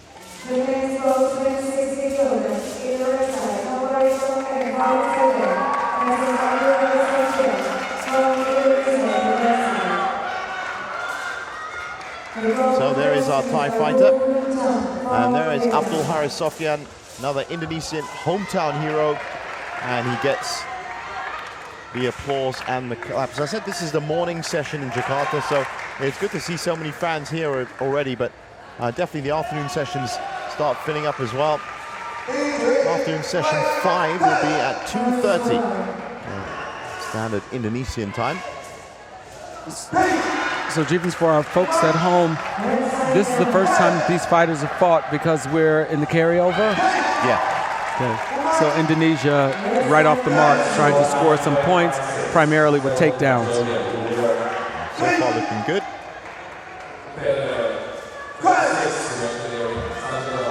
Good hands from Indonesia there. He's not afraid to get stuck in, is he? He has the reach, and he just got a takedown over there.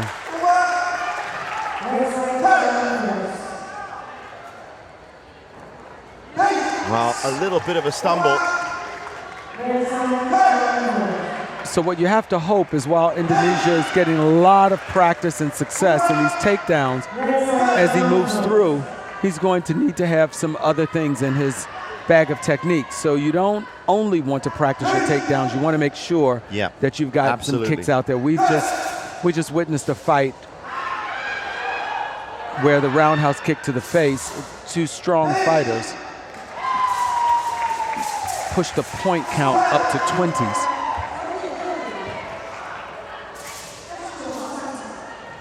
Well, I've just checked it, and yes, there was, of the 4 60-kilogram fights that were on session 1, Abdul Haris Sofian was, and he beat a Turkish fighter, Hazim Erdem, in his first fight 2-0 to get here.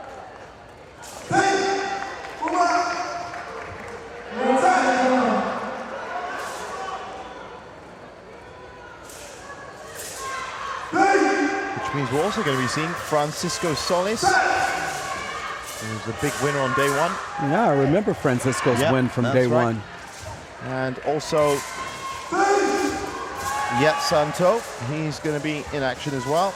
Indonesia has mounted here in the first minute and a half of the fight a pretty strong lead and continues to surge ahead over Thailand.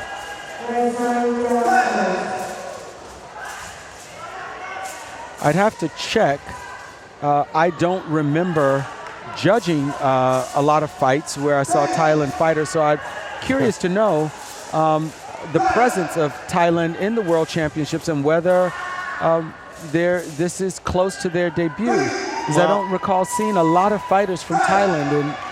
They didn't make the medal table in the last World Wushu Championships, I can tell you that. And perhaps it is with the prevalence of Muay Thai a new thing for them to be taking it on. I'm just going to check.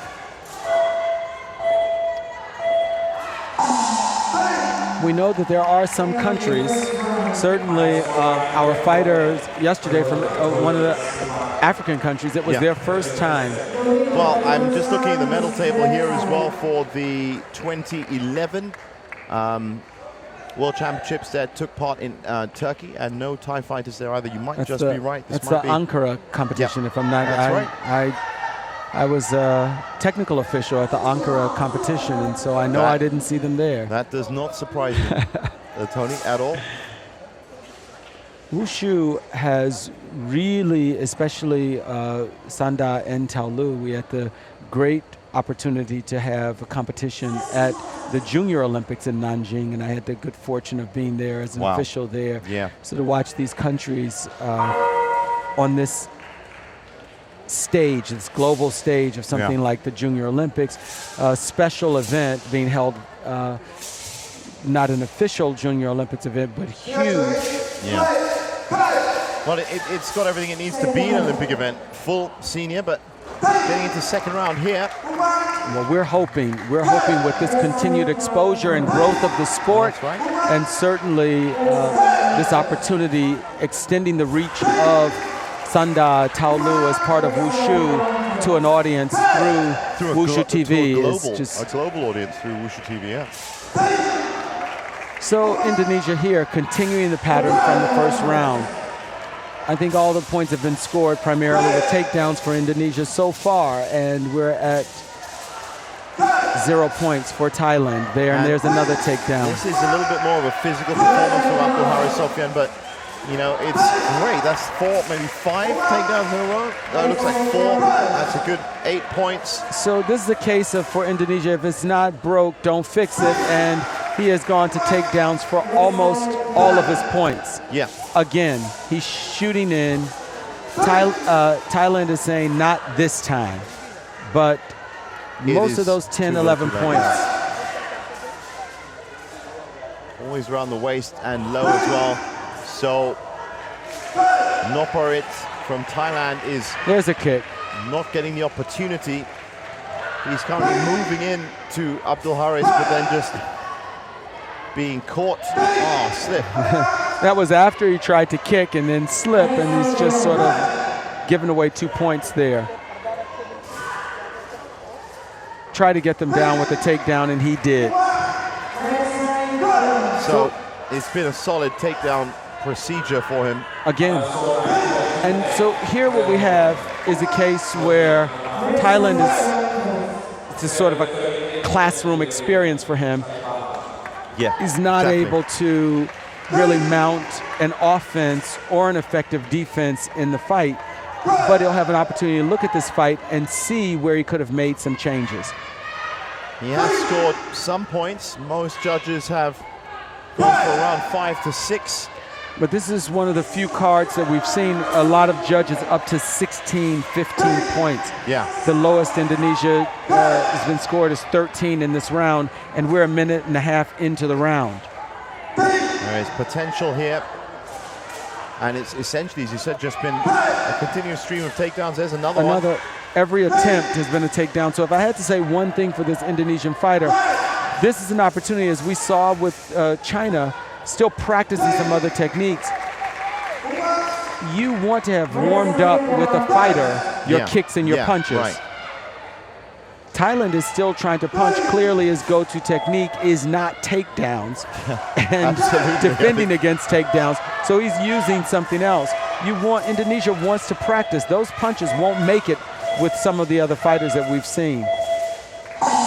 So as he goes for his own takedown at the end, it doesn't work out for him, and Noparit Kongdang from Thailand has, well, and you were talking about the physical energy that you feel from takedowns. He's just literally had 7 takedowns that has gone through, and that's got to be something he's going to remember and see, and that's Abdul Haris Sofyan. So another Indonesian fighter makes it and survives in the draw, and he will be fighting the winner of our next bout, which is going to be Francesco Solis against Usman Doumbia. Usman Doumbia was the buy into the round of 16, so Francesco Solis, after being Jalil Atmane,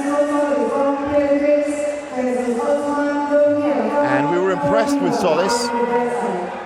He was definitely one for the highlights reel of day one, that's for sure. So here is a case where having had the opportunity to speak to some of the coaches from Cote d'Ivoire, this is their first time in the International Wushu Championships and in Sanda. So obviously the edge to the Philippines, both in terms of what we've seen with this fighter and also with a team that hasn't had the experience on this platform. Interesting to see 2 kicks coming immediately from the African fighter. We've seen them favoring a lot more boxing techniques. Francisco Solis from the Philippines in the red, coming out just as aggressive as we remember. Here we see our fighter from Cote d'Ivoire really mixing up in terms of hands and using his hands to his advantage.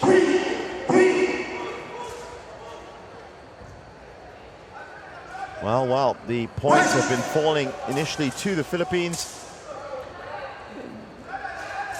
Here's a case where the difference in our fighter from Africa, he's throwing up kicks. His kicks are not necessarily scoring, but they are kicks. Yeah. The Philippines' kicks are scoring, so his points are adding up with a great hook. That was a great hook to the face as well. That's a nice roundhouse kick to the face that he just... That's not bad. I think we may have a proper fighter here, and it might be his first time in the championship. Struggling, trying to get that takedown. But what a great idea to go for it. And I think the points haven't really been falling for him. As Tony pointed out, it's got to be exact, clean techniques. But what an idea to come in with the punches and the takedown, and of course that roundhouse to the face as well. And it looks like he's getting pushed out here. Both fighters off the Letai. So 11-6, 9-3, 8-3, 7-4, 8-5 is where the judges stand. 45 seconds left on the clock. So here Usman is behind in points, but still trying to give everything he has out there. Again, Solis easily connecting with roundhouse kicks to the face, and if Usman's not, that's right, if he's not careful. And that's great run from Solis that saw the punches and the kicks and the takedown have put him up to very close to the 20-point mark with 30 seconds left. This throw was one of the prettiest that we've seen. That was an arm throw there from Solis. Well, we did say that he impressed in the earlier round. He's impressing here as well. Good block.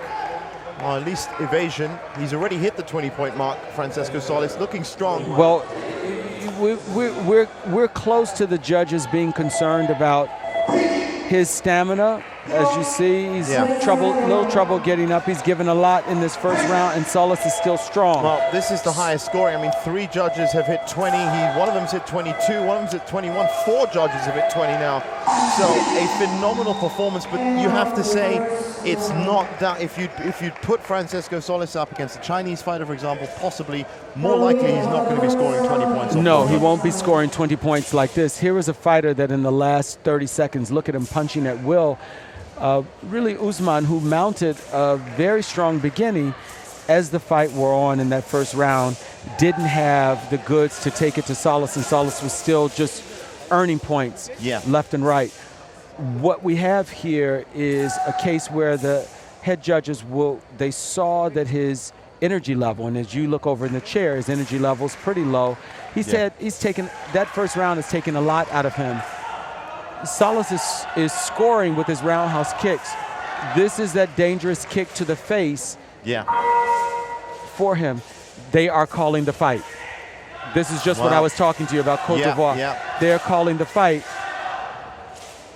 Well, the towel gets thrown in, and it's always a sad day when you have to do that, but it is for the fighter's benefit, of course, that it has been. They recognize that while he made it through that first round, he really is not strong enough to go another round. You see how gingerly he's coming up, how much that first round took out of him. He gave it everything. Oh, Tony, I've got to say, over the last 3 days, not only obviously you learn a lot about sanda when you come, but it's the physical energy drain that I've seen, not just explained by you or not just in terms of points, but physically you're looking at people that are absolutely exhausted and literally cannot move again. As you said, they've left everything on the late tie. Everything on the late tie, and let me tell you, his coaches made the perfect decision for him. Great, that's great. If he didn't have enough energy in the break, and they asked him in the break, imagine what he's going up to the late tie with. And as I said,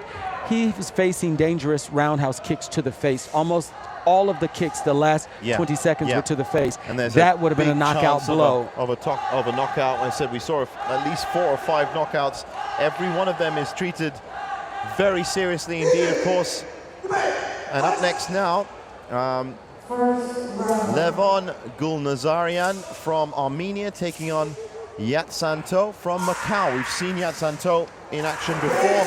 He came out a 2-0 winner over Ezekiel Ananda from Benin. So a tougher fight here for Yats. He has some strong legs, Armenia does. Armenia in the red. Yatsanto from Macau in the black. You can hear his thigh kicks up here. Yep, and that's already scored him some big points. And while they're getting into it, just another, as we were talking about how great Francisco Solis was, hits 20 points. He has an easy towel throw in at the end, so he's through the quarterfinals. That's Let's right. keep track of him. We've talked about this. This is a sport, and you want to live to fight another day. Exactly. So we want our fighters strong and healthy. Well, these are some really heavy kicks coming in from Armenia. Oh, Armenia is showing us some strong legs, and what we've seen with Macau, we saw this a little bit yesterday too. The precision is not there on all of the techniques, so while he's throwing some techniques out there in terms of his kicks, they aren't quite as fast and as strong as Armenia's kicks thus far, so he hasn't been able to make the same kind of impression. But it's looking good on the points. Most of the judges have ruled him at about 8 Look points. at that punch and kick from Armenia. Both 2 tall fighters. Look at that. Textbook. This fighter from Macau yesterday had a different fighter than he's facing today in Armenia. It was a fighter from the African country of Benin, in fact. Exactly. So you can see the level, the difference in the opponent is making a big difference in his ability to recreate the fight he had yesterday in terms of scoring. So Armenia easily hits double figures. Levon. Armenia's been on the stage, and we saw Algerian fighters yesterday, we saw Armenian fighters. We've seen some fighters that have demonstrated their ability to take care of business on the sanda stage. At this level of the competition, you asked me earlier, this level of competition, what do we expect? We expect that the competition that opponents face will be so strong that unless they are really able to demonstrate strong skill, they won't have the success they had on their first day of fighting. And there's also, as we saw, just a chance that somebody else might come in and rule it and say, you know what, you might have to take a bow here. So 10-4, 9-4, 12-4, 13-3, 12-2. Pretty comfortable and confident from Levon Gulnazarian from Armenia. So I want to go back a little bit, Jim, to the fight that we saw with Solis, which was great. When you think about his draw, that he got a competitor, while a strong competitor, a competitor fighting for the first time on this stage, he actually got an easier fight in his next fight, whereas many of the other fighters end up facing a tougher opponent in their next round. Macau had the reverse. They had an easier fight that first round, and now they face Armenia. And so the correction I actually have to make is Francisco Solis won't be fighting one of these two. He'll actually be fighting Abdul Haris Sofian that we saw earlier. And he was with the big takedown. So you've got a man with big kicks, you've got a man with great movement. Again, the takedown. The card is building nicely for the quarterfinals. Great fight, because Solis has shown us he has goods on his hands, feet, and he knows how to neutralize takedowns. So it'll be interesting to see. And one of these two is actually going to fight either Surya Singh from India or Petum Balwana from Sri Lanka. We've got literally the rival nations up next after this. So here's an interesting case where Macau just earned the points from Armenia trying to take a takedown and being unsuccessful. But again, those were points from Armenia's. Yeah, wow, punch there. That's got to be scored, and it is. There's another slip from Armenia, so there are two mistakes by Armenia that scored easy points. Easy points for Macau. Let's see if Yatsanto can build on that. There's a second one. There is a second one where Armenia went down. So again, a mistake. All of the points that Macau has scored have been mistakes so far from Armenia. But the thing is, they're now building up to a sizable differential. Sure, we don't. Armenia is not is only on the board with one judge. Yeah, and it looks like just one punch from those two judges now, but he's finding it hard. What's going on, if there's sort of a loss of energy after coming out in such a strong round, but his hands really are not giving him much, and you have to go with Macau feeling pretty good about the fact that with 46 seconds left in the round, they are clearly in the lead, and again, that momentum, if they get to a third round, we aren't seeing any fighting from Armenia. He has kind of dropped off the mark a little bit. There's a punch. There's one punch. We saw multiple punches before, and really see Macau tagging at will here. So I wonder if this is looking almost likely to go into a third round as a result. I'm almost certain that we will, because you see the judge, platform referee, admonishing him for needing to go first, which means that the fighters have not mixed it up enough. So 10 seconds, we're going to a third round, just as you predicted. But if you look at the scores, 11-2, 10-1, 8-2, 10-3, 11-3, 6 of those Macau points, as you said, were gifts. He's shaking his head as if there's either something wrong or it's literally the energy. I see him looking up at the scoreboard. One of his coaches was just looking around to see what the score was, not even aware that the scoreboard is right there next to him to see He was getting taken down a great while. I mean, he was literally not involved in the fight, I suppose I could. It's a very passive fight from Armenia, and we have seen when fighters have come back from losing a round to winning the second round, the momentum is with them because they know they just extended their life in the competition. So yes, exactly. So they have nothing to lose and everything to gain by doing it again for the second. And in this case, he fought a fighter that was very passive in the second round. So unless this minute has given him some energy in his legs, see his coach massaging his legs. And let's see. It's not gingerly. I mean, he does walk on, but there's a chance here that Levon might be facing a bit too much. We'll tell within these first few seconds. You see Macau really bouncing around. Well, that was a pretty strong kick. Got a thigh kick on the inside that he was scored for by 4 of the judges, not all 5. See if he's able to follow this up. There's Macau trying to make something happen with a kick. Roundhouse kick, not scored. Thigh kick he got, and he's off. So that's one fall off already for I'm going to Levon. predict that Macau might try and win this because he easily pushed him off. There's a strong punch from Armenia, but if he gets him to the edge, he's going to try and take him down. Macau tried to take him down and just ended up losing the takedown. So it's all moving around. There's a good punch. The way we'd like. Now, you're right, there is a chance here for Yatsanto to win this round straight from the second push-off. Took a punch there. He did take a punch. If he gets him to the edge, you can be for sure that he knows he already has that in his back pocket. And Armenia may not be aware enough on the lei tai. There he is. He tried to get him off.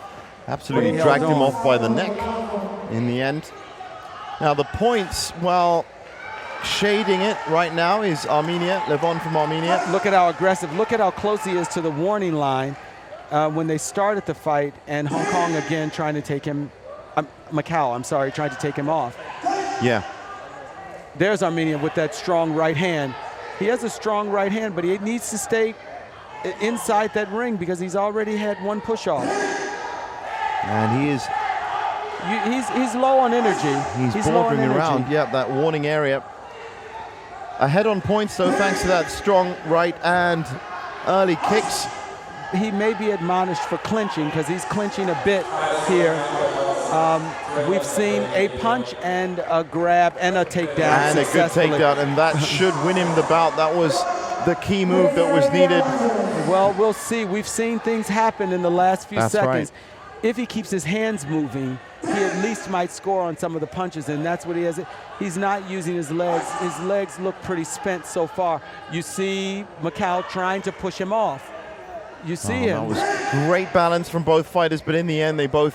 Credit to Armenia for holding on where he did. You see how lethargically he's getting up on the platform, and... Well, that won't be scored. That was... Well, he led with the punch, but look, Macau is going to try and push him off again. And again... He may not have a lot of energy, but he has enough energy to hold on. Yeah, and that's what you need to do. He has 20 seconds to make it into the next round of this fight. He got a jab in. Doesn't look like it was scored. Macau got a couple kicks in. Well, you said everything could change in the last few seconds, and the scores are... Macau has just edged ahead of Armenia, with the exception of one judge from those two kicks. 7 seconds left, and it should be enough. It is enough for Macau. And with that takedown there, yes, and it's scored. So a late flurry of points again in the last 10 seconds, and you can see it 16-8, 11-7, 9-7, 13-9 is the odd result there, and 10-8. So one of the judges saw it cleanly as that round was heading to... You see the Armenian judge, he's shocked. He doesn't even realize that they didn't win the fight. He thought it was enough. That's that wishful thinking and hoping. Is wishful thinking. The platform, the scores are around all the time. But again, this is an example of the coaches not being used to this new system where they can actually see the scores and the points going up. Once you see the points advancing, and that is the winner, Yat Santo. Another win for him. And he's into the quarterfinals in the last 8. Credit to Macau for really pushing through in those last 10 seconds of the fight and winning the fight in the last 10 seconds. Armenia gave the fight of his life. He fought sheer heart. His legs really didn't come up in the last minute of that fight. And he's even walking off without his coaches there. So we now have in our Roll of Nations, the most interesting rivalry, India taking on Sri Lanka. It's amazing from the 40 nations and the amount of bouts that this has happened. I'll tell you this. There's a lot of rivalry here, and that is going to be Surya Singh, who disposed of Edgar Ruiz from America in the last round. That was a fairly easy fight for him with the USA. He didn't have to expend much. But I wonder what he's going to do here against... Probably face a stronger fighter here. Petham Baldawana. And it's Petham in the black, Sri Lanka in the black, India in the red, and immediately straight at it. Now, we were talking about the levels of Indian fighters. Well, let's see what happens. Big kick, didn't connect. Big kick, but a wild kick there. So you can bet that with the fighter he's facing now, if he throws too many of those, we saw that our India fighter is fairly good at takedowns. So Sri Lanka has to be careful. You see him. Yeah, straight off both fighters off again. Now it's got to settle down into a rhythm, really, this fight. As you'd expect, the score is very low already. The winner of this will fight Yat Santo, just one. Well, there's not just a fighter. Yesterday, India sort of manhandled the U.S., and he's taking that same strategy here in terms of what he's doing to his Sri Lankan opponent. He's sort of pushing him around the ring. His lower body strength is clearly an advantage, and he's a solid fighter. He just reversed, and there India tried to flip him off of the lei tai. But it is regressing into a very wrestling-type pattern of fight right now, and that isn't going to score that much unless you do get the takedown. they've both gone off the Lei Tai at least 3 times together. Now, I just wonder, as I said, we've seen so many points scored so quickly. At one point, we've seen with some of the Chinese fighters 3 points per second.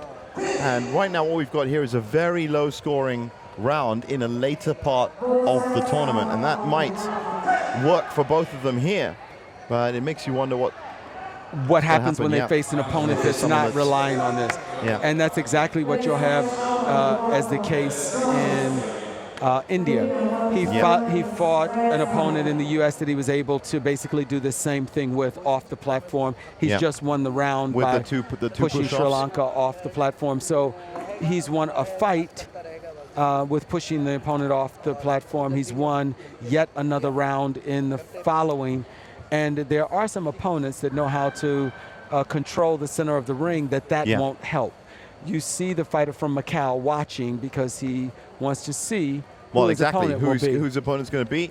He's you can't see him off. Well, he's just sitting right now behind he's just in the corner from that angle, so you can't see him. But standing right behind. We see his coach. Yeah, right behind Petham is Yat Santo, and that's his coach. Talking to him. The man in the white shirt. We're pointing. He's actually talking to Yat Santo, and he's very interested in these two fighters. But so far, very low scoring first round, and that is in sharp contrast to some of the bigger fighters we've seen this morning that have been hitting not just double figures, but some of them have been hitting 21, 22 points, which is a good return of points to have. Again, it moves to a more takedown-based strategy, and that's broken up this time. So even with Macau, and he's off the platform again, even with Macau facing him, he can see that this is the strategy that India will resort to. And India is very strong and able to push him off. Macau, that's not the fight that Macau fought and really relied on scoring points. He could score the points. Now India's shown us a side kick to the face. So kudos to India for showing us that he has those techniques in his bag. Yeah, Sri Lanka's still a little wild. I can see what you mean about the wild, uncontrolled roundhouse. It's going to put you off position. Right. It's going to leave you very open.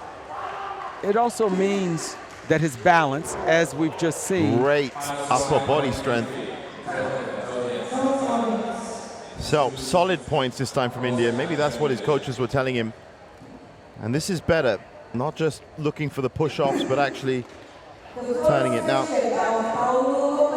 he needs to get some practice in other aspects of point scoring, and this is an opportunity. He's up around, although I just saw a punch that was more of that, what you call it? Cubby punch. Cubby punch. Cubby punch, yeah, the paw punch. Yeah, so.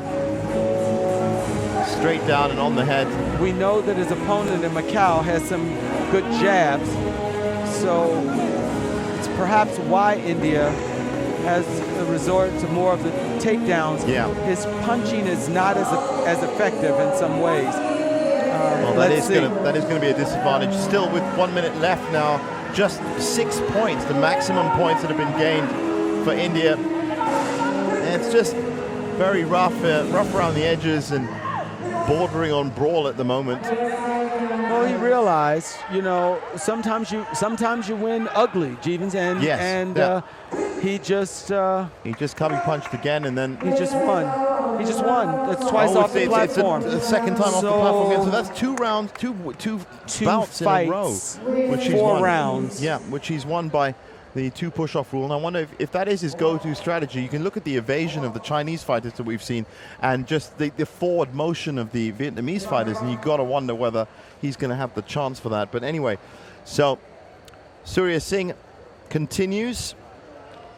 Now up next, Thomas Raffitzer from Austria, so nation number 41. It's a learning experience for our fighter from Sri Lanka. Yeah. He came in prepared for a different type of fight, and he was just sort of brawled around and thrown off the platform, so he'll have to take that back, figuring out how does he...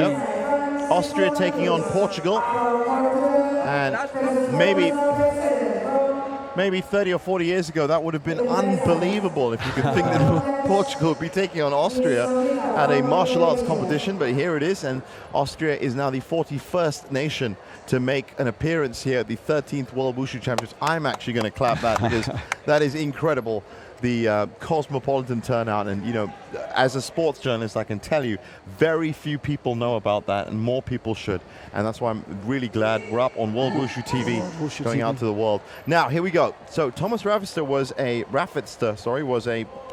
buy-in, whereas in fact so was. So both of them, this is their first fight up on the late time.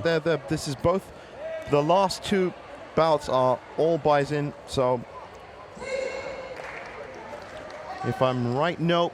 The gold medalist, Ali Magomedov in the 60 kilograms, he's going to be coming up next after beating Usama Ferchichi from Tunisia. But right now, how do you rate this, Tony? Well, both fighters, it looks like those sort of opening jitters. The great thing about the fight is that they're both using arms and legs.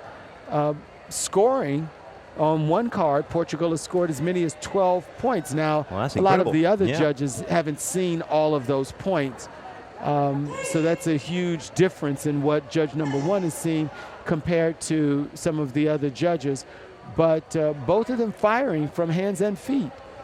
Oh, look at that. Spinning back fist into the glove. It didn't connect, glove. And it wouldn't be scored, but we heard it. Here's our first takedown, in contrast to a fight that we just saw. Which was, well, to be honest, even back as far as the Abdul Haris Sofian fight, it's just been very takedown based for the last 3 or 4 bouts. And now we're seeing a good variety of techniques coming out. And as always, reflected on the scoreboard. 15-5 seems a little bit off when the other judges are at 7-1, 7-3, 6-4, but interesting. That's a discrepancy and a trade of thigh kicks there. It is entirely possible that one of the reasons we're seeing this balance in both the hands and feet for these guys is that as countries are introduced to sanda, that's beautiful technique from Portugal, beautiful combination of punching and roundhouse. As they're introduced, if you have the right coaches, they're introducing you to a balance of hand and feet and also the sway jiao. So it's possible with these countries coming to sanda, they haven't had this they gravitate more easily. They gravitate more easily. And now that you mention it, I have noticed that some of the European countries and some of the other countries have been trying the big techniques, the spinning back fists, whether they connect or not, because it seems to them to be the easiest way they can get points. But really, there are a number of ways you can get points, as we've just seen. And that was 19-7, 12-5, 9-2, 11-5, 13-5, and well-deserved from Portugal with the techniques that we were witnessing. Portugal really used the strategy of earning those points in the round, so they just kept building. We've seen some other countries where they are fighting and they're active, but they're not gaining the points. Right. And here was an example of gaining the points. If you looked at the fight, you would see that they were pretty equal in terms of exchanging techniques, but the techniques weren't scoring for Austria. There's our Indonesian referee. Novita, very experienced referee from Indonesia, often the go-to referee in the World Championships. I had a chance to congratulate her and actually meet her just now, and she came up the commentary box. She's a wonderful person. I threw in your name, Tony, and that's actually why I managed so one of my good buddies and esteemed colleagues. I've learned a lot from Novita. Right, well, look at this second round. It's big hitting from Portugal still, and you can see the coaches are really getting behind their fighter. That's right. You can see Portugal's just putting the last roundhouse kick. Austria actually blocked, but there were so many other techniques before that. So we see Portugal ahead, not by a lot, but putting out twice as many techniques in some instances. Most importantly, we have this phrase, hands follow feet, feet follow hands. Every time he's putting out a hand technique, trying to follow it up with he's linking it in and cycling on to something else.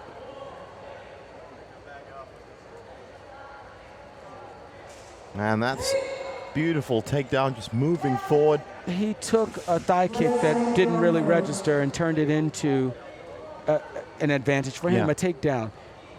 We didn't see a lot of takedowns in that first round. No, that's now right. Portugal trying to trying to mix it up and see some different things. Spinning back almost fist. off balance. Off balance for himself. Well, that's great for the viewers watching around the world. And it just goes to show you can't really spin perfectly as you've been watching. And we've seen a lot of spinning roundhouse kicks and a lot of spinning back fists, but that's what usually happens when you spin and well controlled. Well, this is a problem in what he used to spin. Instead of spinning on one foot or even just twisting, he spun around on both feet and lost his balance there. So, which, if that was connected by a big punch afterwards, that could be it. Right, Be right. Absolute lights out. With the timing of some of our other fighters, they would have seen him completely off balance, and that just side bang, kick yeah. would have been right. Credit to both of these fighters. You haven't seen them trying to win the fight by pushing the opponent off of the lei tai. They really are trying to win with their kicks and punches, and in the case of Portugal, even trying a few throws. He's on the warning line. Yeah. But He's you edging didn't towards see the corner, but either then Austria's not aware, or that's just not in his arsenal of what he's thinking of. So this is, after this, it's looking like it's going to Portugal. The points are nicely spread out towards the red corner, the red side. Yeah, he's done enough, and he's wearing down the clock, as you can see here. Oh, Beautiful takedown. He Great little takedown. Caught the roundhouse kick that was coming his way and hooked the other leg. So A kind standing of leg and all the weight goes. So the There we gong are. sounds, and great performance from Francisco Martins de Souza Ferreira from Portugal. And 15-7, 13-5. Decisive. It was double scoring, double figures from all judges. Well done. He's through to the quarterfinals as well. So I can tell you our quarterfinal lineup in the 60-kilogram category is the wonderful Kong Hong Xing from China.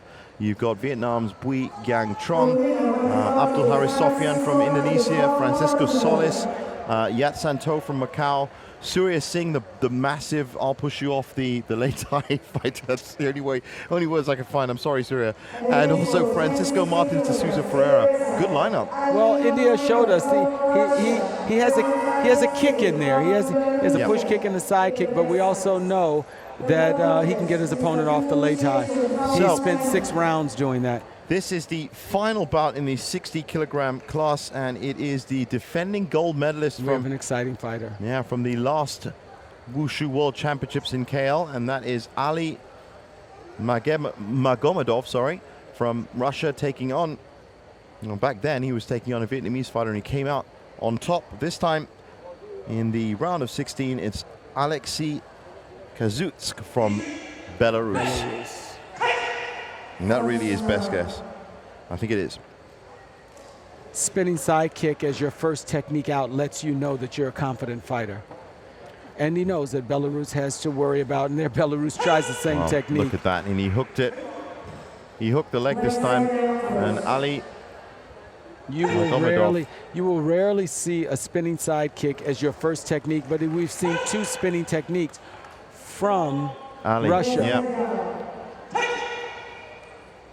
Both so- of which are strong, and that spinning back fist caught at the right time is days at the very least, but there Belarus just charged and got him Yep. down. So Belarus definitely in it here. Alexei. You can see from the fighting stance of Belarus, he doesn't have the same roots, doesn't have the same grounding on the lei tai. Yeah, look at those. That's right. Punches, wow. So that's where Russia's able to generate so much power from such a steady footwork and strong foundation. His balance throwing in that right punch, that right to the face. And that has led him straight into double figures already with more than a minute left. I wonder if we're going to see a high-scoring round from the defending gold medalist, Ali Magomedov. Yeah, he's able to overwhelm Belarus pretty much at will. So we're a minute into the fight. Is there a chance this could get caught? It could get called if there are too many tough, because he's got some heavy blows landing. Yeah, and he's heavy about blows to hit landing. 20 points with a minute left. This is great stuff from the Russian. It's another big takedown. And right now, Alexei Kazutsk is facing a very tough time. He has hit 20 points now. So the bigger question is, how strong a punch and technique can Belarus take and still not come have back, this yeah. right, not have this. That's the second time he's tried a spinning back fist, and if that spinning back fist happens with Belarus stepping in and being unguarded, it's a gonna be heavy. potential knockout punch. So the chief head judge will be watching for safety, because above all, we want these fighters to be able to fight again. Well, exactly. There's so much. Oh, look at that. It's almost like he just pushed him off, but found the exact right point. Exactly. One of the things that the officials also recognize is without the opportunity for fighters to actually engage in the fight, as long as they're safe, they don't have a chance to actually develop at this world stage. So they have to balance, how do we give them enough of an opportunity, given that all of the expense and all of the training to get to this fight, and balance it against also keeping them safe. Well, again, we have that totally absolutely makes sense. I think, and we saw that well exemplified as well. Now, 22-8, that matches the top score we've seen in a round. 16-2. I mean, it's a day at the office. It's good work. We had a fight called that had similar scores yesterday. That's right. Right, but this fight isn't. Right. As you said, it was about the attitude of the fighter going into it that makes the difference. And so right now, Ali Magomedov not sitting down, as we've seen with some of the really well-conditioned and strong fighters, just waiting for the next round. Bit of water on the chest. And as for, well, Alexei Kuzyks from Belarus, he held in there. He stuck in there. He was taking a lot of beating as well. He is taking some strong punches. Every technique that comes his way is a strong focus technique. He's not looking at many glancing techniques. But he also knows he's fighting a world champion. So it's to be expected. That's Kudos to him for his preparation and ability to hang in. We've seen another fight where the fighter wasn't able to go to the second round. So, and he wasn't fighting a world champion. Well, Ali with 1 foot on the logo. He wants to keep the center of the Leitai to him. Toe-to-toe on that logo. And fighting out of the clinch. Here's the difference where you see people clinched and a fighter trying to, that was an example of Belarus, trying to go for his leg, and his lower body, his sense of balance is just too good. I would give that up. There's another spinning kick. And these are all scoring as well. That was the first technique he started the fight with, and he just pretty much at will got Belarus off balance. And that's what he's doing here. So just 2 points from judge number 1 for Alexei from Belarus. It's a roundhouse kick to the face. We can see that although he hasn't had to use these techniques, he has these techniques available to him. And at ease. I mean, that's right. He can pretty much dispatch them whenever he needs to. And that's just knowing exactly where you are, and the great hook takedown. And he's showing us why he's a champion. And Belarus is sort of on the receiving end of that. We should say on the receiving end of that, and clearly Russia's holding back. He's not giving everything that he has. This is definitely not fifth gear for him. I'm sure he's going to be keeping that for the quarterfinals and semifinals.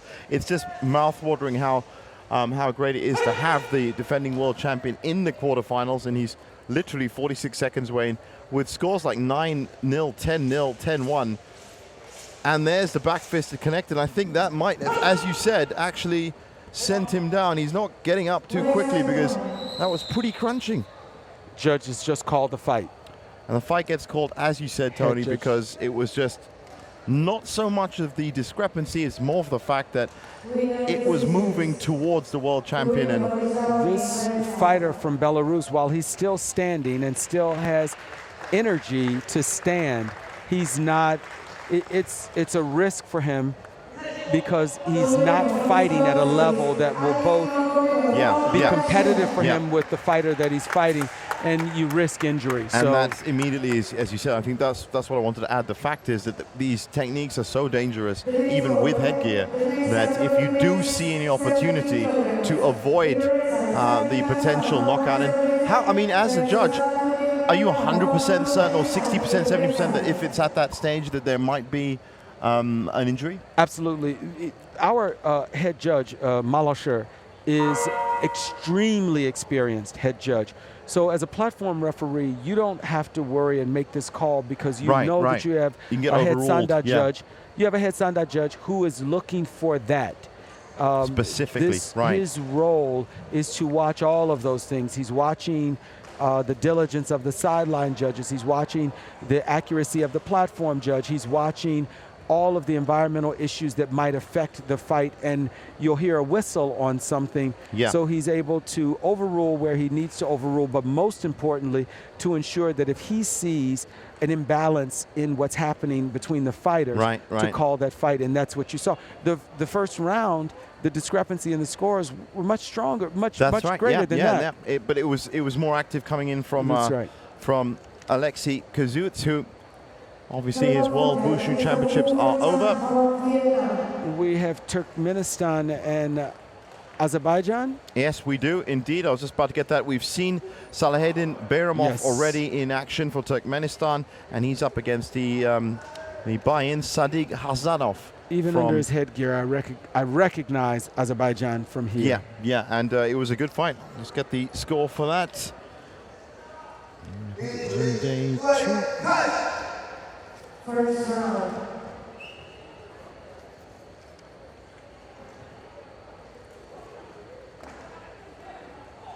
It was a 2-0 win against Mexico's Keith Fernando Jacobo Perez. Yes, that was crunching fight.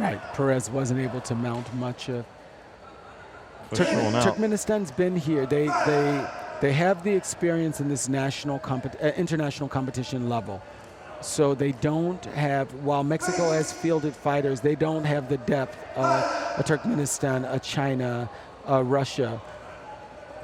But the beauty of this is these opportunities give them that experience at the highest level of sanda competition internationally.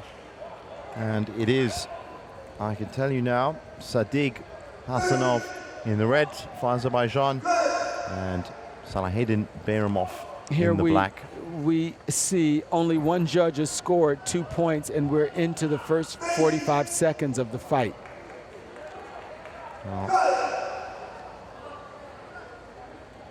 This is truly a low-scoring fight so far. It really is so far. We're just 2 points. 2 points from one judge. It's only after you've seen how quickly these points can be accrued that you realize exactly how low-scoring this is. And we can't communicate this to the fighters at all. They're putting everything into these fights. They would never believe. You mean I'm a 0 still from some judges? How? What? How can that be? And just to... Well, it was such a great performance from Ali Magomedov. The world champion is now going to be facing Francisco Martins de Souza Ferreira in the quarterfinals. And that is a great quarterfinals card in the 60-kilogram category. We saw a great roundhouse kick from Red and a push for Turkmenistan to take him down. So he easily got those 2 points back, and both of our fighters off of the platform, so there's no score there.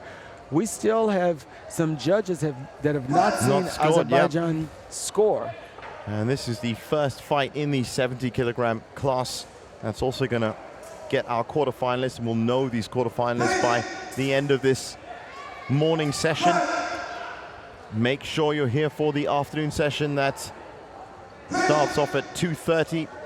Well, the great thing about sanda is the fights only get better. They only become more incredible as we move. Definitely seen that. This is my first World Wushu Championships, and it's been incredible to watch this all evolve, which is what it does. It evolves into something more compact and something tighter. And so here's a case where we're under 7 points. The highest point value was 6, and that was from there you go, 3, 6, 3, 4, 6, 5, 4, 4, 3, 6. That would be the first 15 seconds for some of the Chinese fighters, literally.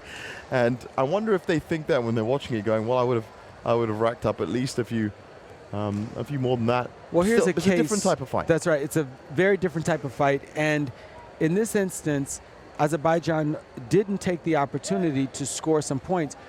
was close enough in point range. We saw fighters win the bout within the last 10 seconds that close to a score. So here's a case where a fighter could have turned the tables on Turkmenistan if they had mounted an attack that scored enough points in the last 15, 20 seconds. But that wasn't the case. So hopefully when these fighters go back and look at, Azerbaijan tries to figure out what I could have done, has a chance to see what the scores were at the end of that round, realizes that he wasn't out of that round. Yeah, it's getting the communication in there. Wow, look at that. He just took Turkmenistan off the platform. Literally just picked him up and walked him off. And with that is one push off away from winning the round and getting back into that's right, and the getting match. into and he could get into this bout. Getting the deciding third round. I wonder if he'll go for that. Salahadin Bayramov, as I said, has already been fighting, and he's just waiting in the black to get underway. 1 point has been awarded to him. Jevons, we've seen one fighter who went for 6 rounds.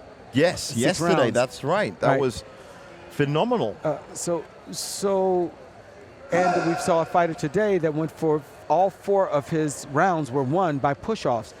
So while Azerbaijan has not scored any points, you can believe that he knows that if he gets one more, and now Azerbaijan is pushed off. So they're dead even with that.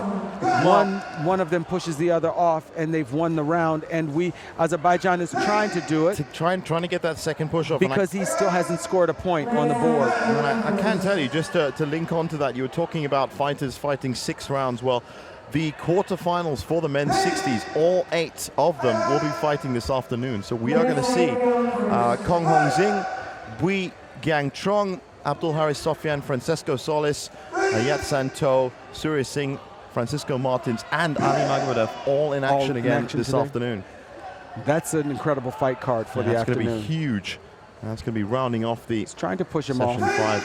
So, back to this fight, a little bit higher. We've now hit 7 points, but it's a credit to both of these fighters. Red just tried to push off Black. Both of them have that sort of push off in their pockets, but they haven't decided to go to it as a haven't decided to go to it to win the round.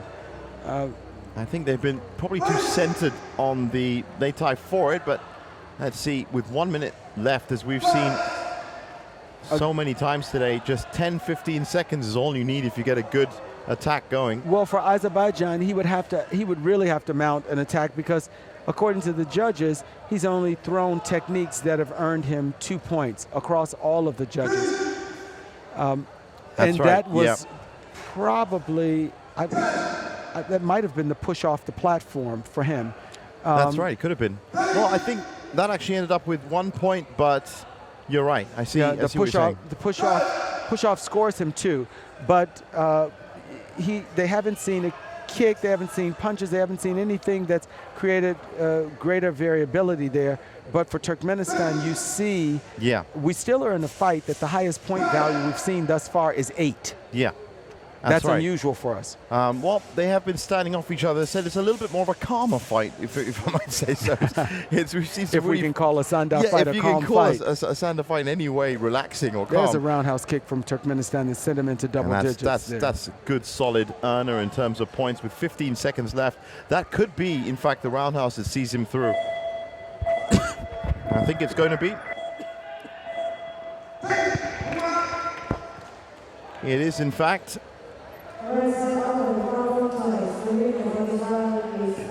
So, Salahadin Bayramov from Turkmenistan gets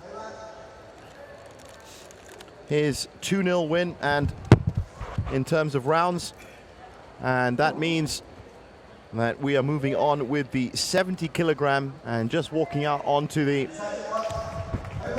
stage, we have Ali Al-Khazi, who was in action yesterday for Jordan against Spain's Esteban Jimenez Bové, and that name we remember because He had, fight yes, the, he did. Both of these fighters were in action yesterday, and as recall. I think Spain might have fought the fighter from the U.S. He might have fought Mike Lee.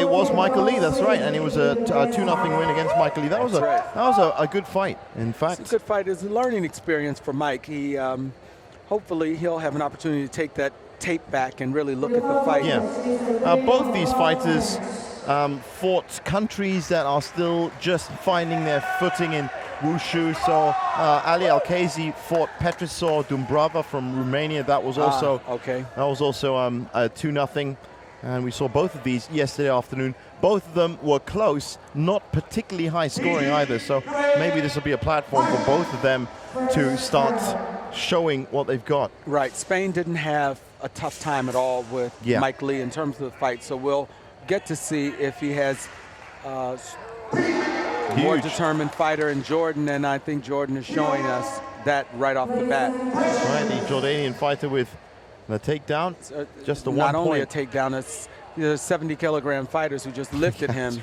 body slammed him. We see good legs from Spain, not precise enough to score, but we see that he's willing to kick. Yeah. There he is. He steps into a hook from Jordan, earned him a point. And this is looking very good, very tactical so far. They won't be allowed to do this for too long. No. And it is Esteban to come in to the fighting space first. Good respect from both of the fighters. They know stepping in, they're going to move into a flurry of punches or a roundhouse kick. But again, lack of precision in some of our other fighters. You saw those roundhouse kicks scoring. So, well, a couple of punches just to get him inside. Then he goes for the leg to get the flip. The Shui Jiao is all about weight and pivoting moments.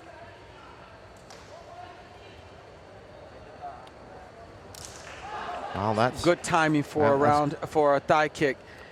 While the other opponent's foot was up on his shoulder after trying for a kick to the face. Well, consistently scoring is what the Jordanian's doing now. And it might still be a low-scoring round, but said they've spent a lot of time just respecting each other and really standing you figure off. If you've been able to win a round and not go above 6 or 7 points, your opponent probably could have mounted a lot more. There is nothing to lose. I should say, though, both of these fighters recognized as strong fighters, you could step into a couple of strong punches or kicks. But we've just seen a fight that won't go above 5. And on one judge's part, Spain, who was pretty successful in both of his rounds against USA, was scored by one judge as 0. That's and 2-1, 2-1, 4-1, 4-1, 3-0, 3-2. That is, I think, not above 5. Yeah, that's the lowest scoring round that we've had. A little bit too much respect. Now, wonder if they're going to come out with more in the second. Both the coaching teams don't seem too phased by the fact that they just won a round by 2 points, and they're about to go into the quarterfinals, and we've seen people walking away with 5 or 6 points in 10 seconds. So, well, in this case, Spain's corner is probably telling him he didn't do a whole lot to overwhelm you in terms of the fight. Yeah. Jordan's corner, you just won the round, so he's up. Yeah, exactly. It's Spain's job to now come back. Now take the fight to him. The problem is this is too low scoring for this level of the competition. That's exactly what I was pointing to. We have not seen to, anyone that has won a round with only 5 points. So I wonder if this is going to be bigger, and I wonder if they're going to really get stuck in, because if they don't get stuck in here, and this is the reason we're talking about it, someone from the quarterfinals is going to get stuck in with them. Sure. So it's better to start getting that training and practice in.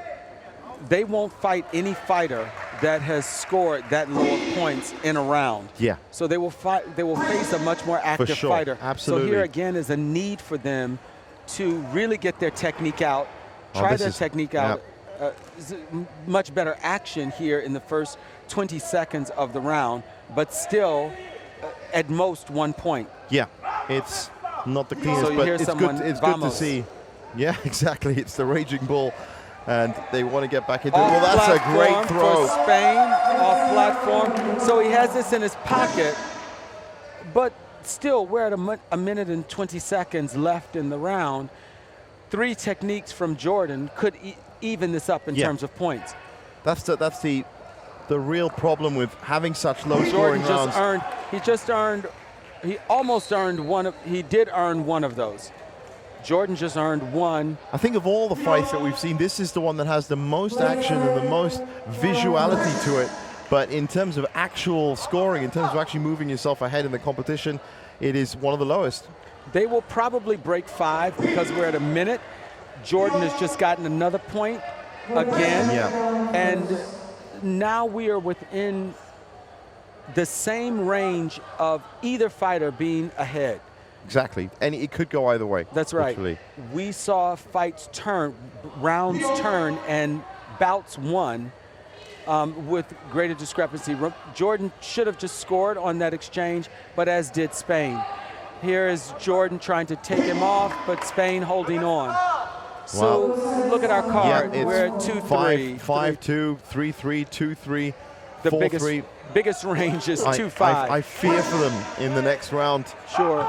This is where you need to depend on your coach, and we can hear that the crowd is helping them out. Spain's crowd is saying, let's go, you're ahead, they can push ahead. We see Jordan's coaches following the scoreboard, and Jordan just earning some points with that thigh kick. Here, just the takedown's just a little too late. Jordan is ahead by an inch. And literally just an inch, and the winner of this fight is going to fight Salahaddin Bayramov from Turkmenistan in the quarterfinals we just saw. We are there again. Jeevan, we're there again in the last 8 seconds of a fight, weighing on the last few seconds, and he just got 2 other points. Jordan has just solidified that. They'll take that win however they can, but still a lot of questions. Well, still 2 seconds to go. Can the Raging Bull Esteban? No, it's taken away from 8-3, 7-3, 6-5, 7-4, 8-3. Better, a little bit better, but still not up there with what we've seen, and that's the main point of it. So Al-Qazi Ali goes to fight Salahaddin quarterfinals. Regret. Quote me on this. That will be tomorrow morning.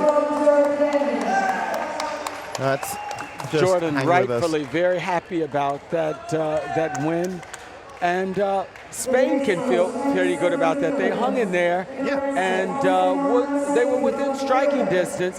So, well, as you said, big thumbs up to him for the fight, and it's tough.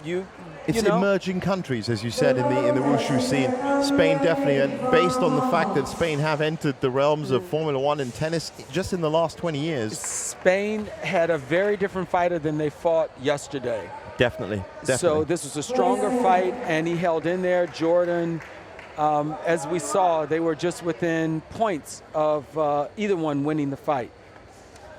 So Jordan's very happy about coming out of that win, and here we should see an incredible fight with Iran and Vietnam. Yes, this is Mohsen Mohamed Saifi, who beats Ryan Donald from Great Britain in 2 straight rounds, and he's up against the Vietnamese fighter Nguyen Van Thai, who was very, very impressive indeed. And immediately we see the Vietnamese fighter in black just not backing down. No, he's strong, he's sturdy, he's like a tank. That's right, what we saw him do yesterday. He beat Puja Riyaya of Indonesia in 2 clean straight rounds. These fighters, especially fighters that have been on the international scene, he knows that Iran is a strong fighter. Yeah. So you won't see any backing down as you see him work the lei tai, and a beautiful, beautiful throw by Iran. And that scored him nicely and is taking him ahead in the round.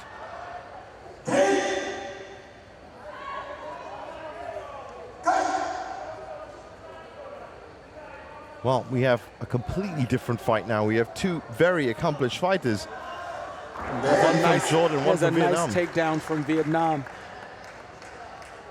So the points. No, judge overruling here because that's right, that's correct. Hong Fong had gone down first. Red had gone down first before off platform. So 4-1, 4-2, the highest score so far from the judges in favor of the Iranian. Vietnam should get that again. He did. So Vietnam trying to, but you can see how evenly matched both of these competitors are. Nice thigh kick in their left hook. Yeah, that's, you can hear from the slaps and just Vietnam showing that he has some good hooks left in him too. Well, this is a different fight for these Vietnamese fighters to be in, because you've got someone that's now coming towards you. Look at that takedown. Massive throw. Massive. Absolutely massive.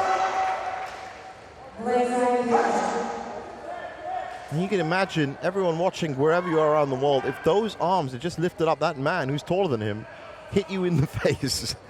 I think that's the strength of those punches. Yeah, you're getting an idea of the kind of strength and power that we're talking about here in this 70-kilogram category.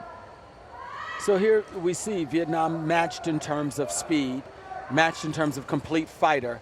So he's not able to overwhelm an opponent, and also possibly someone who Sui Chao is even stronger. Yeah. So not a high-scoring round. Not a high-scoring round, but a tactical round. Very much so. 8-3, 8-3, 6-2, 6-3, 6-2 is how that was scored by you attribute judges. Two of those points at least to the over-the-shoulder that we're seeing now on replay. So when you have 8 points, 2 of those were for this over-the-shoulder. You look at that, you would be at 6-6. Yeah, for some of those. Right. So that's how close those fighters were. It was, and that's what we meant about as we move through the draw, we're going to get tighter and tighter fights, because it really can, I'm assuming, come down to one move executed well between two professionals, and that'll be the difference. We see a contrast in the fight that we just witnessed. The low-scoring fight in the fight that we just witnessed, that we didn't see a lot of techniques in that were scoreable. Here, there was a lot of fighting. Yeah, right. But the techniques were countered so often that the distance, so the fighters weren't able to score. But there was a lot of fighting and strategy at work here from two fighters who both respect the skill level that they're facing in their opponents. So as we move on to round 2, what can we expect? Well, Vietnam has nothing to lose here. That's right. Iran, again, how do you create opportunities and use the space in this fight to prep for your next fight, which is even harder? Yeah, it is going to be hard. I can tell you now, if he goes through here, he's going to be fighting the winner of, well, it might be Alexander Yudin. They're completely off the padding, off the safety pad there. Well, that's bordering on dangerous. Equally matched, tactical game of cat and mouse here in the second round. Iran's strategy is to remain oppressive. If you look at him, he is continually pressing forward. You would never imagine that he has already won a round. He's fighting as if it's the first round again. And I think this is what's upset this Vietnam policy. We've talked about them moving strictly towards their opponent. Well, in this case, they didn't even have time to do that, because Iran's been right up in his face right from the beginning. He's facing a very aggressive fighter, and he probably knew this going in. If you've been around Sanda, you know that when you face an Iranian opponent, you're going to face a strong fighter. That's right. I remember Iran, second in the medal table at the last Wushu World Championship, 7 golds and 3 bronzes. The only, in fact, that's 3 clear of Malaysia that was in third, and still 10 under China's gold medal. And I will tell you that some of those medals that you just called off have been won by the coach sitting over in his corner for Iran. Well, that is incredible. So, that's amazing. It's great when you hear legacy stories like that. They get passed down. So looking at the scores, no surprise that Iran are moving ahead through Mohsen Mohamed Saifi. 10-6, 10-6, 8-4, 8-6, 9-5 with just under 40 seconds left in this second key round that will send him through to the quarterfinals to possibly meet either Praveen Biswakarma or Alexander Yudin, who are up next.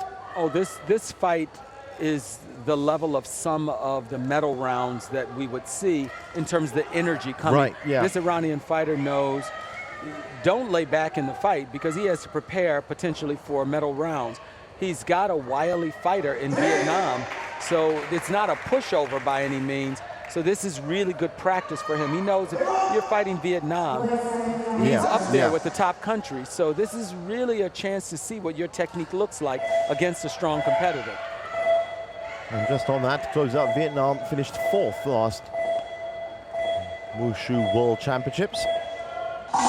And a medal tally of 3 gold, 6 silver, and 3 bronze. Not too bad at all. But 10-8, 11-4, 13-6, 13-6, 12-5.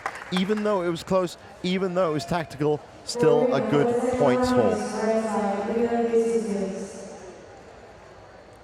Mohsen Mohammed Saifi goes ahead, and we'll find out who he's going to be fighting in just a second. Even the strong countries come into these earlier rounds as warm-up to the later rounds. Iran expects to be around in the last stages of the competition. And I'm sure that there's got to be a certain amount of pride, national pride, that's now building up within and supported the country from their as well. country. Yeah. Clearly, the country has supported this development of the fighters. There are some countries that come expecting, hoping to do well in the first round. Yeah. There are other countries that expect that they will be here around after 3 or 4 fights. Iran, Russia, and China. You can see Turkey, that in a lot of sports. And obviously, if you flip it the other way, you've got the likes of China that are more than expected. They're expected to at least hit quarters, semis minimum. If you don't do that, then it's going to be considered a failure. It's the same as with Brazilian football. It's the same with everything else. If you don't get to the final at the World Cup, that's the don't shocker, come right? home. Yeah. Well, for them, it's literally don't get on the plane back. Well, hopefully our fighters, our sanda fighters, are not facing that because some kind of sanctions for not coming back. The big difference in sort of this team competition versus being the individual standing there on the lei tai, having to put your guts out on the stage.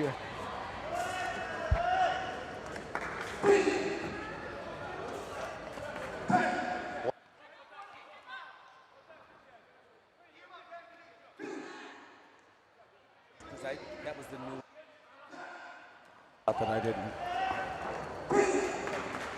So here we are. It's Hong Kong taking on the Ukraine.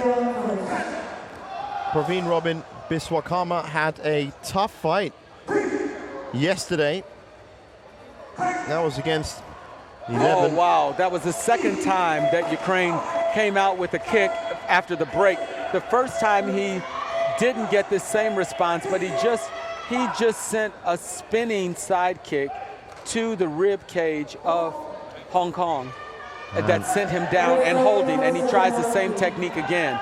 And there's Hong Kong showing that he has a side kick in there too, but you can bet that Ukraine is trying to injure that same area, and they're both off the platform again. Well, Alexander Yudin from the Ukraine had a thrilling fight yesterday against Alessandro Cottuli from Italy. Same modus operandi, came out, big kicks, big punches, and it was too much for the Italian. And look at this. He's got long legs, and he just kicked Hong Kong off the platform. Yeah. He's got long legs. Hong Kong needs to get to the center of the platform and use the platform. There's a spinning back fist.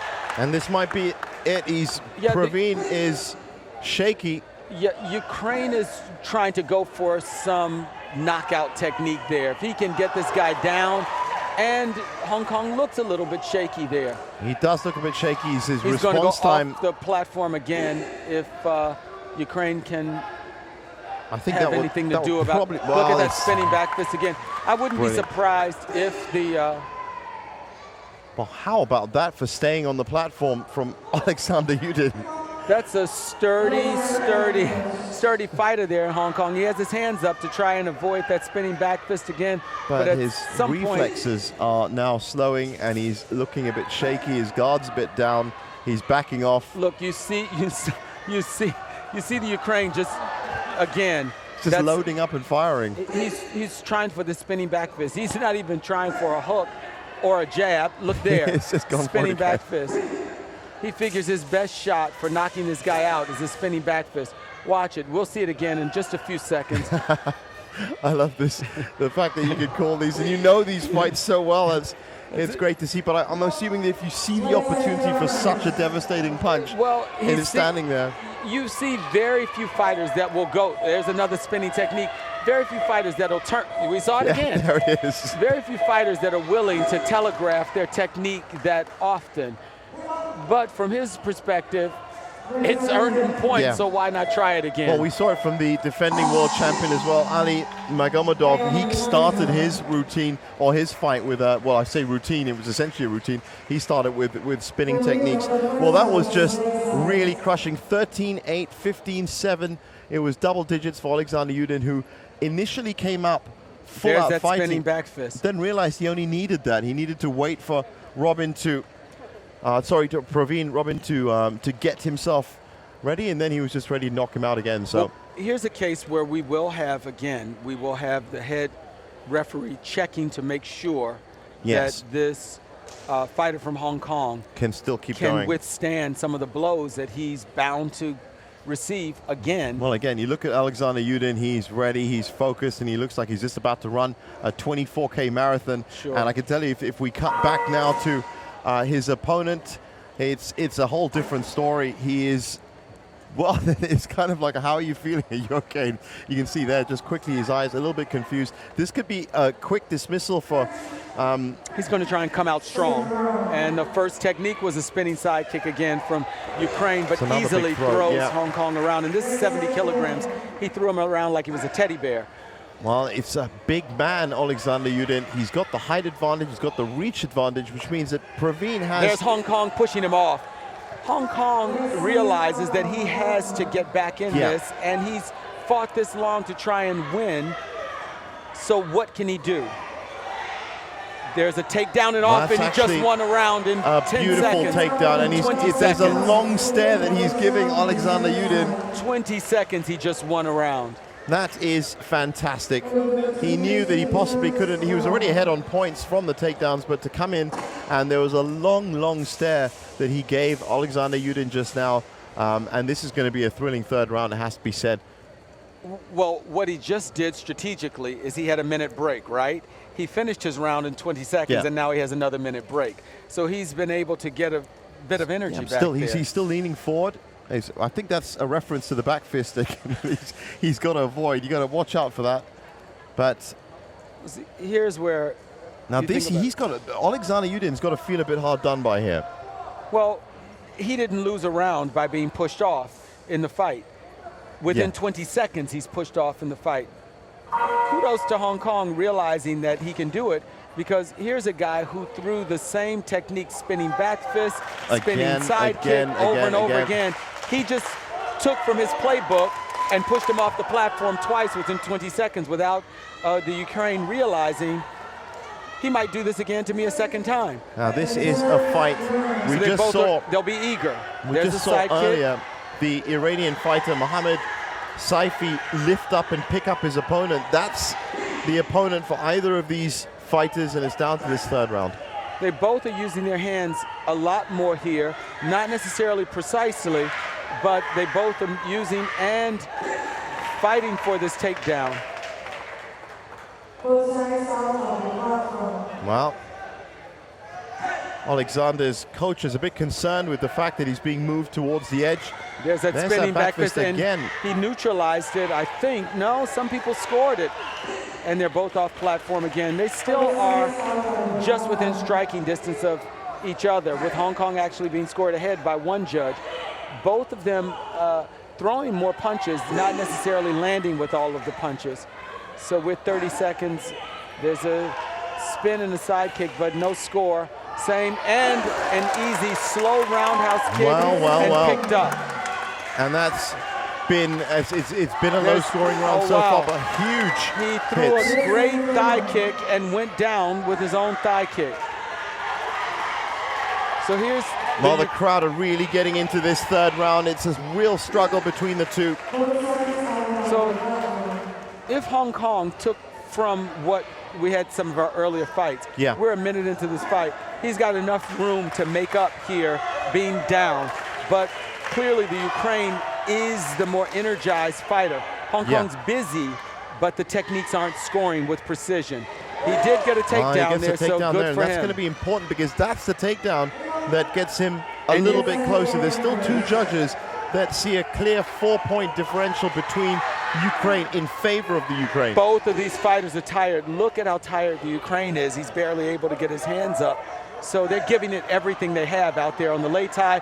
And if he's not careful, that's a push kick and a punch that scored him. None of these punches that Hong Kong is throwing score him anything because he's in the clinch. So yeah, now we have a clear 5 points for most of the judges. But tired, I can see that, Tony, definitely. Oh, yeah. Spinning, but not enough. And him trying to pick him up, and he takes him down. That should be a point for red. Let's see what happens. That's it. Yeah. Point for red. That edged him, but we still know what happens in the last 30 seconds of a fight. So this is going to be very close. 25 seconds, this fight can go either way. Both of these fighters really giving everything they had. That roundhouse kick should have given him some points, but no, looks like the Ukraine got a few points there. Now his spinning back fist. His earned coaches him a point. are calling. Roundhouse earned some points for Hong Kong. We are down to 12 seconds, and it's really iffy here. Well, it's been scored. It should be. Did he? No, he didn't make it. Both of them off the platform. He didn't make it. One last move from Alexander Yudin, but for a second there, I think with about 10 seconds left, he's still trying spinning back fist. Yeah, he's just throwing everything. It's a kitchen sink there. He's throwing everything, and the crowd enjoyed that. Well, I mean, for the neutral sanda observer, it has to be said that was a great fight. 10-11, 6-11, 6-11, 7-12, 10-6. But the most amount of points, at least 5 of those points were won in the last 45 seconds. So credit to both of these fighters. Credit to Hong Kong for giving this everything he had in this third round, being able to come back and have a third round, but just not enough against a very determined fighter from Ukraine. Now, I can say that Alexander Yudin has just earned himself a quarterfinal berth against the Iranian Mohsen Mohammad Saifi, and be interesting to see if the Iranian can throw him over the shoulder, because he's a big boy indeed. He's a big guy, but he's also coming off of a tough 3-round fight. So it'll be important for him to get some rest. Hopefully his fight isn't today, right? Isn't later on? Well, no, I don't think it is. No, I think I'll actually have to check that one, I have to say. This is interesting because Rodrigo Akoji Koto was actually given a default win in the last round over Omar Farouk Mokrani. Really? Didn't make the. Someone didn't make weight. Someone didn't make the weight, and so therefore Rodrigo is through, and he's now facing the Swiss fighter. I think we saw yesterday a lot of crowd support for our Swiss fighter. That's right. The neutral territory is coming of the 41 nations, but still managed to get the win, and he's already starting Switzerland in the black. And it is. So here's a case where not having the lei tai on the experience lei tai experience is going to really be a big factor for Rodrigo from Benin. If you look at his punches, they are not as precise as they probably need to be to score points here. Let's see if he has some legs. Well, it's turning into one of those grappling battles. Well, he tried to take his opponent down, but Swiss. And you can almost feel just the decrease in terms of the energy after that massive fight we just watched. Oh, sure. From Hong Kong and Ukraine. But as you said, these are two countries that are really just starting in wushu and sanda. Well, great fights really energize the audience, and it takes a little bit out of you. And then unless you see something that pulls that same thing out, when you see the finals and semifinals, you'll see an audience really enjoying a fight. Well, I think for me, it's almost an inevitable thing. Whatever these two do, one of them is going to get a more serious fight probably tomorrow or the day after. So those lessons will be taught, I've noticed with Sanda. It's not a question of you'll pick them up later on in your career, you'll pick them up later on in the week. It is your real-time experiential learning, the Lei Tai, and he's just been given a penalty because he doesn't really, he's just learning the rules for Sanda in terms of it's not okay to wait out your opponent. There's some wild punches and a kick off the floor. Hong Fong down first.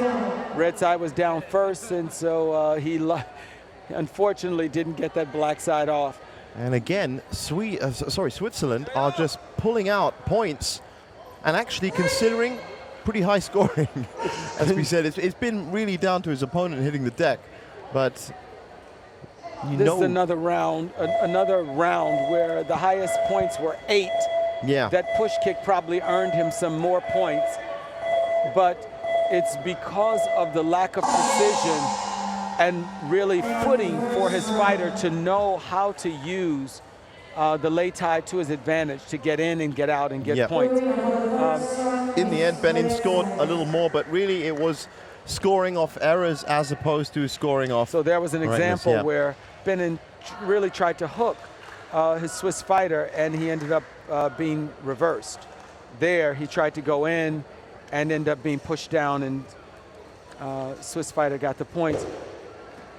Well, I am currently absolutely fascinated by who these fighters are going to be fighting in the quarterfinals. Now that we're getting, it always happens with me. When we start getting the quarterfinals and the semifinals, I just have to know, always. But well, I'm at the other end here, so we have this great balance. Yeah. I am amazed at who we have represented in our World Wushu Championships. We have been in fighting against Switzerland, exactly. And we had Portugal, Austria earlier on. This is a world championship for you. It is really, truly a world championship. So 1 round up for Switzerland and Fardin Javanamad. If I had a chance to talk to the Benin coach about the hands for their fighter, almost everything coming out is a hook, a wild hook. I've seen very few jabs going straight forward. You don't really see, I think, with the exception of one fighter, some spinning techniques, and that's okay, but you need to have a good jab. You have to have a good jab to set up the hook. Well, after this we have another weight default, and it was Ishan from Sri Lanka we watched yesterday by the looks of it. So Ali is going to be going through there. Here these fighters really being affected. We have Benin going down. Really being affected by the weigh-ins. The rules that say that fighters will be weighed in every day. And I was actually going through the weigh-in regulations with Tony yesterday. No better person and more experienced to know about it. And it is very tight when it comes to weigh-ins. Some of these fighters have, if they're off weigh-ins, they have 1 hour, exactly 1 hour to correct their weight, or else they are defaulting. You will see waiters. You will see fighters who have been finished the weigh-in running in plastic. You will see them in the sauna. You will see it, and it's risky losing the weight and sweating too much of the weight out and having a fight. Just it dehydrates you so much that then they have to force the hydration. So while some of the fighters might have come in just barely making weight, maybe loaded up too much, and then the next time they had to weigh in, they didn't make their weight. Yeah, well, stay away from those big breakfasts. That's what I'm talking about. And some of these, as we just looked through the early points, and it's still looking good for Fardin Javanamad. Some of these fighters are grams off. Well, and how crushing is it for you to make a trip all the way from another country, right? Yeah. Some of these fighters, the fighters from Côte d'Ivoire told me it takes them 22 hours to get here. 22 hours, wow. When you get here and then you don't make weigh-in, you never made it to the Lei Tai. It's one thing to lose a fight because you fought a better opponent. It's another thing to lose it because you didn't make weigh-in. Didn't make the weigh-in. Now, with 7 seconds left, this deciding round, again high scoring for Switzerland, but nothing really to talk about in terms of techniques. It's a relative high scoring round. We have not seen, I'm sure if you check your stats, the fighter that Switzerland fights scored over 7 points, and the highest score that we have is 7 points. It's not looking too good for him. As I said, now I just have to look through exactly so. He's through. Up next, as the awards get given out, or at least declared, another win for Switzerland in a martial arts competition. Brilliant, fantastic. Over Benin. Over Benin, that's right. We'll see. The big headline is, Switzerland beats China in final. I don't think it's going to be happening too soon. What to hope for. So what we have here is, with the default, we now have Carl Henrique Pitoli. I actually saw an interview with him yesterday against Ko Young-kyu, who was very, very handy indeed. When we saw him, he came out. Is this a strong kicker? Well, he was the man that knocked out Abdul Qadir Dao.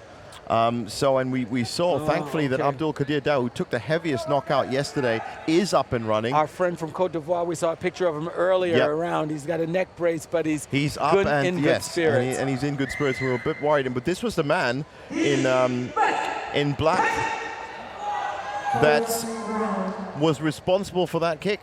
It may have been incidental, but the power and the precision was there. Well, for sure, he's fighting a different fighter than a fighter who's just come to the World Championships for the first time. Oh, look at that. His right leg is dangerous. It's open scoring, though, from both fighters immediately with 20 seconds in. And this is what we meant. The scoreboard already with 20 seconds on is reminiscent of some of the fights that we've seen this morning. Absolutely. So and that's in totality, he's shown us his reach with his hands. He's shown us his reach with his right leg. But no points scored when you're in the clinch, so that little thigh kick there wouldn't have worked. So we'll see if Brazil figures a strategy to neutralize the, well, he just got a roundhouse kick that scored, and he's a shorter man. We didn't even mention that. He's a shade shorter. He's much shorter. Yeah. Well, it actually looks a lot more with the headdress. Yeah, you're right. And Ko Young-kyu, almost. He tried to get the kick and lost balance, and Korea took advantage of that. Now, how does this all turn out with the points? Well, Brazil scored up at 7 by one judge. Korea highest at 4 right now. But you do get the impression that Look they at that, both he just took him down. Both of them sizing each other up. Korea knows this is not the fight that he had yesterday. And he's going to have to bring some technique to this fight. So you'll probably see him more using that front leg. There was an inside kick and good hands from Korea. Wow, this is There's a thigh kick and a catch for the thigh kick, and he took him down. Brazil just scored a few points there, now in double digits for one of the judges. And it really is great sanda action for everybody that's watching around the world. So in contrast, Stevens, here we are into the first, we have 45 seconds left to go, and we're in double digits. We had another fight that the highest score was 8. Yeah, that's right. This is how same quickly. Weight category, yeah, right? It's same weight category. This is how quickly you can accrue points and how quickly you need to when you get to the business end of the draw. But look at that, a little bit wild, came back. Yep. Now, what's going to be interesting is this might be the first bout that we've seen that has both competitors with both double digits off all 5 judges. We may be there. We'll see 20 what seconds. Judge number, there is a takedown for him. We'll see what judge number 2 does. Well, we've got 3 more squares in the matrix to fill. That's right, but look at how close these scores are. Look, we know how dangerous Korea's right leg is with a kick. He's 1 roundhouse kick away from edging out Brazil. We might see it. He tried it. Brazil got a right hand there. If it's scored, it is scored by some of the judges. It will be a close round. Brazil just got a roundhouse kick in. He went down and lost 2 points there. Wow, did it make the difference? Look at that. That is the highest. It is finally double digits from all 5 judges. That's the first time that we've seen it. 11-14. Brazil barely won that round. He almost lost that round with going down in the last 2 seconds of the fight.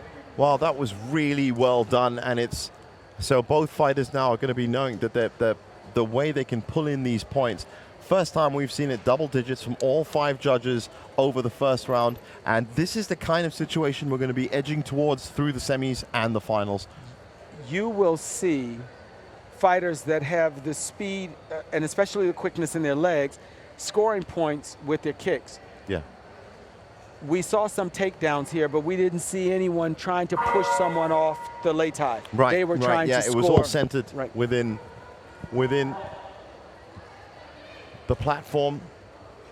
And I just noticed that the Korean coaches are just talking about, there was some jabs in there. There was indications of jabs. Korea has great reach on his jab. So let's see if we'll see it again. He has a great jab. See? Oh, look at that. That's right. It's just open warfare in this. Some scoring, some not scoring. So judges, tough job for the judges to make sure they're only really capturing the points that score, because we see a lot of punches. There's a good push kick that scored for Brazil. So that's beautiful. That's what we call great hands. Yeah. Great hands followed up by feet. That's the kind of technique that you hope to see. And that has put him tie. into double digits within 30 seconds of 3 judges. Really. He just showed classic combinations. Although Korea has the longer reach, Brazil is able to step in and fire off his punches. And if he's in punching distance, he's also in push kick distance for him. Right. So we'll see that again. I'm sure we'll see that combination again. Korea falling away and giving a roundhouse kick. That's how he goes to that roundhouse kick, that right leg, that push kick from Brazil. So we have a roundhouse kick that Korea goes to and a push kick for Brazil.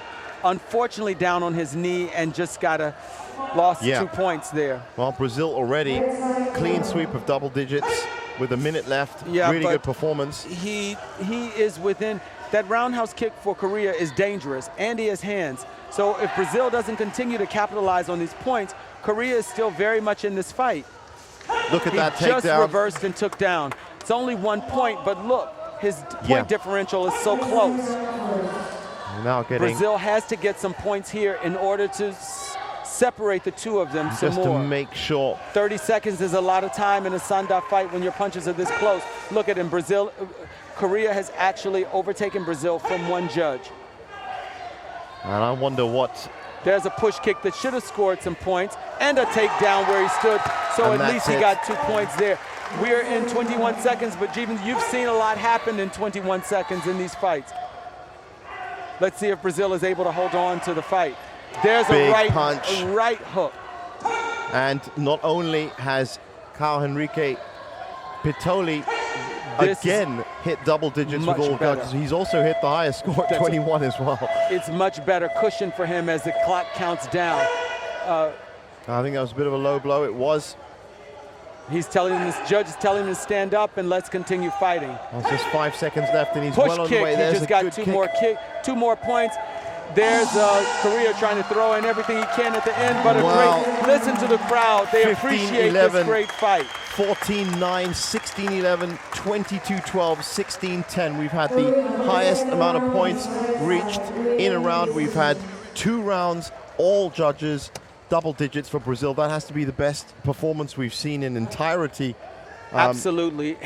That's applause well-deserved for both of our fighters. They gave everything. Korea giving everything to the last, to the bell. He gave everything. Exactly. And you know, for all, you can hear the applause that's currently ringing around the Astoria Lion because everyone enjoyed that, and that's just a shape of things to come in terms of the draw. And you can catch it all here. Well, you got to figure from Korea's perspective, if you are going to go down, you are. If I'm right, I've been so wrapped up with the wonderful sanda we've just seen. I've actually stopped with the scoring. There's so many scores. So we have Morocco and Algeria. Morocco versus Algeria. Said Boujeka, who was 2-0 winner over Peter Michaels of South Africa. That was the last bout. We've been so busy, it's our last bout. Well, that's exactly what you were saying there. And I have to just make sure that he was a big winner over Peter Michaels of South Africa, and Amura Mohammed is the buy-in. So, but one of these guys is going to fight our Brazilian Carl Henrique Pitoli in the quarterfinals, and that's going to be a heavy, heavy fight based on what we've seen from the Brazilian. Sure. This was a huge fight. Now, let's see. Morocco fighting in the red, Algeria in the black.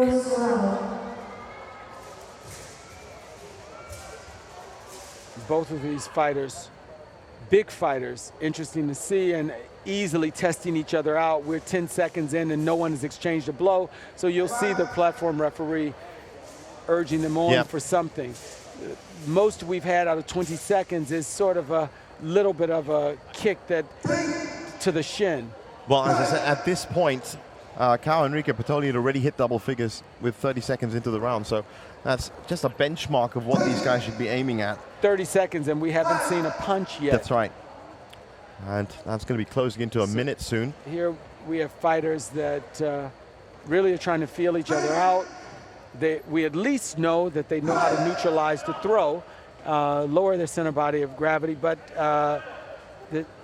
we still haven't seen technique, and we're closing into the. That's right. There's a spinning, spinning side kick there for him. And Actually just scored. The general noise level is just kind of muted as these guys stand off each other. This crowd has just seen an exciting fight with Korea. Korea and Brazil, yeah. That's right. So here we have into the first. What a throw. There's a pickup for Algeria to get on the board with 2 points. Mohammed with the throw there. And he feels that he's close to the edge, so he's trying to, but he's literally trying to push off a tank. That's what, yeah. So that's a lot of muscle to push off. Yeah, for sure. We talked about low-scoring rounds. We are at 1 minute and 30 seconds in the fight, and With we are at 4. And 2. 2 for Algeria, universally, and Algeria just earned 2 more points, 1 more point for a takedown, his only other one. So he's at 3 points into 1 minute and 40 seconds in the fight. That's big wild kick from Said Bujeka. That's a thigh kick That's that might have better. earned him some points. It did. And he's trying to get, Algeria's trying to get that push off because just narrowly Morocco is still ahead. But here's another fight that the highest point value will be 4. That is unbelievable after seeing 2 double-digit rounds from both fighters. 5. It is 5. 3-3, 5-3, 5-3, 5-3, 4-3. And, well, as I said, one of these fighters is going to be fighting that Brazilian, Enrique Petoli. So we'll see a very different kind of fight. Yeah, we're already shaking our heads because that might be. There was that throw that earned Algeria 2 of his points that he kept for most of the fight. That over-the-shoulder throw. And it is unbelievable that this is the 24th bout that we've watched this morning. And that's going to round off the morning session. As I said, big action turning up in the afternoon.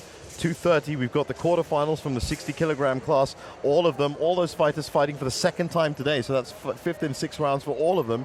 But we've also got the quarterfinals for the 56 kilograms and 65, 70, and 75.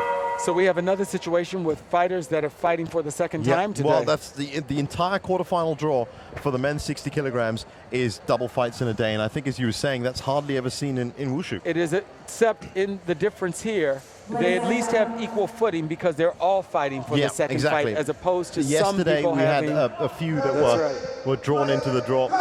So here we go, round 2. Let's Morocco see what 1 happens. up. Morocco in the red, Algeria in the black. Morocco's fight to hold on to. Algeria, if his coaches said anything about the score, realized it was within his reach. But he's got to give more technique. There's that a looked right like a hook. big fight, a big punch. Yeah, he will be scored for that punch. Morocco will be scored. He was scored by 2 of the judges, but not by 3 of them, interestingly enough. Yeah, it was a clear connection. That just shows you the difference in our vantage point and being down there on a corner. If they don't see it clearly, they are not to score it. Yeah. That's a clear side kick from Morocco. And it's a strong one as well. Case of what we talk about, displacement. That was textbook example of displacement for those of you You are viewing put at in home. a new place That's from right. that kick. That's right. And it is amazing the power. You can get into a front kick and a push kick as well. That's right. There's a right hook from Algeria to give him a point. And another kick as well. It's low to the shin. It doesn't have it high up on the thigh, so he's not able to get anything for it because that shin kick doesn't qualify as a scoring area. The thigh kicking on the shin. Knees and above. Morocco just showed us the scoring area with his own, but Algeria's kicks are too low to the shin for him to actually earn some easy points on that. Well, in the clinch, trying to turn him over. He tried to take advantage of Actually, he tried to take advantage of Morocco's kick, but ended up being thrown. So Morocco probably ahead in points, yes, with and only 35 seconds left. A little bit higher scoring as well. A little bit. But Algeria just earned some points, and again is within striking distance. That kick, those 2 points from the kick, this is how close Algeria was for much of the fight. 2 points has put him within striking range with 20 seconds. But again, that push-off just earned Morocco 2 points, and so he stretched that distance out and to that 10 to 5. Might be enough now, with the average point differential being around 5 to 6 between all 5 judges. Actually 4 for a couple, 3 for one. We are going to probably see in these last 15 seconds a little bit more. The big question is, though, has Said Bujeka got enough to take on Cao Enrique Pitoli in the quarterfinals? Because that is going to be a huge, huge match for him. And I wouldn't be surprised if Cao is actually watching this from some vantage point. So there's a thigh kick that might have did earn Morocco some points. So Algeria will be able to go back and look at, there's a roundhouse kick that got him some points. And a huge takedown right at the end. So that's what you hope, if someone's able to, that you answer back. Oh, that's after the buzzer. We don't want to see that happen. We don't want to see that happen. See a little bit of but interesting, apology. 14-7, 11-3, 12-6, 14-5, 12-5. I was just saying, is he ready to take on Cao? He just got double digits from all 5 judges in a round as well, so maybe he can up his game. But that's who he's going to be facing in the quarterfinals. That's a solid 2-0 win, and that rounds off our 24 bouts for the morning. But our big fighters just showed us a pretty exciting fight. You see they're both really spent. Yeah. A little bit of acrobatics just to end off the morning session. And what we have seen is, as I said, the quarterfinals have essentially been set up now. A little bit of gymnastics there from Morocco to show you just how much energy he had left in him. We have the quarterfinal draws that have been completed. And these are the results from the opening session. This, I can tell you, is the quarterfinals for the 48 kilogram. And it is Luan Thi Huang, Janita Malau, Yon Bok Yong is on default, and Divine Wally, that's going to be the 48 kilograms. Now looking at the men's sanda 60 and 70, and the big winners there would have to be Alexander Yudin, Switzerland still powering on ahead, Fadin Javanlad, and what a fight from Cao Enrique Pitoli in there, and he's got to be one of the favorites now. And we're now seeing a lot of these names lift off the draw, and they're the ones that are having these stories that are moving through, and we're going to be picking it up again this afternoon at 2:30. For me, Jeevan Somanathan and Tony Sims, it is a goodbye. We'll see you this afternoon.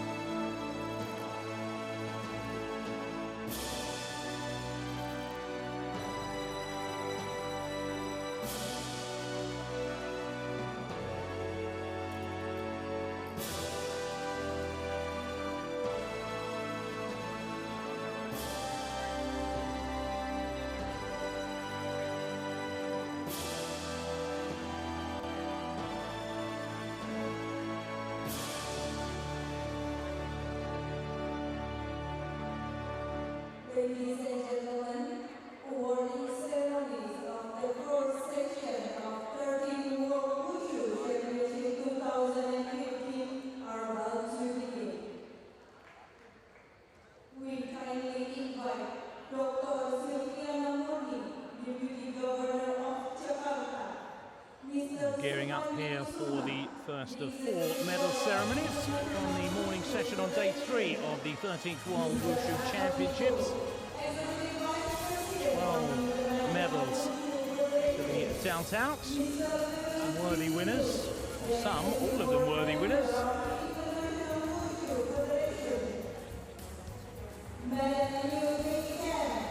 There will be a newcomer to the World Championship program. We'll start us off, I do believe, the Bagua Shang. Bagua, it's more commonly known. It's the women coming up to receive their medals. Nice to see some new nations represented among our medalists in this first session on day 3.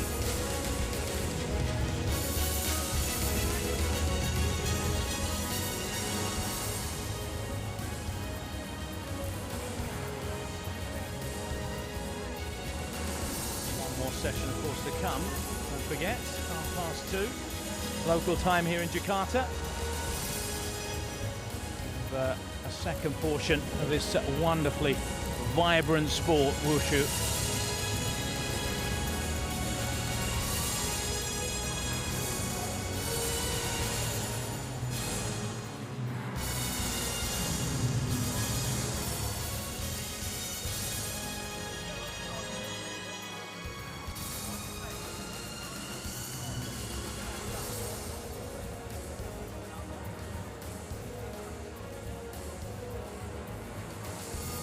Members of the press, photographers, just taking their positions.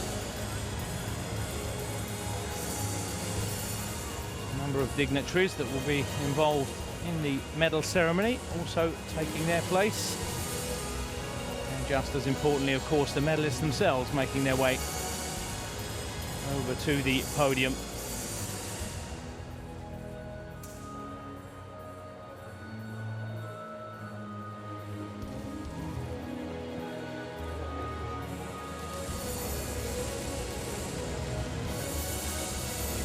To be just about ready now.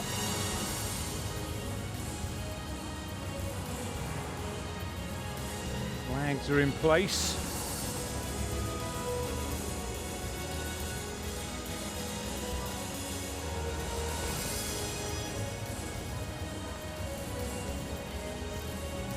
Bagua, of course, one of the 4 new additions to the program this year. One of the traditional Wushu forms making a comeback.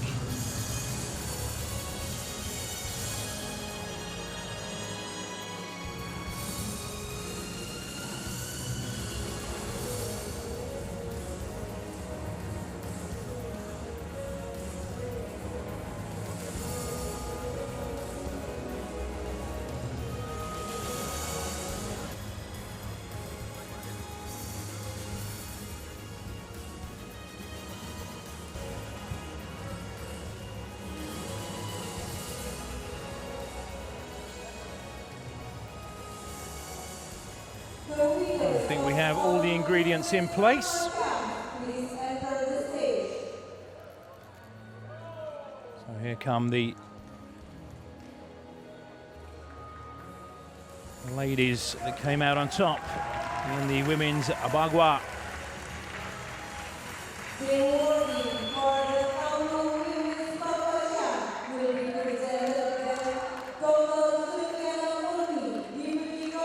Extremely close competition in the end. 0.03. The difference.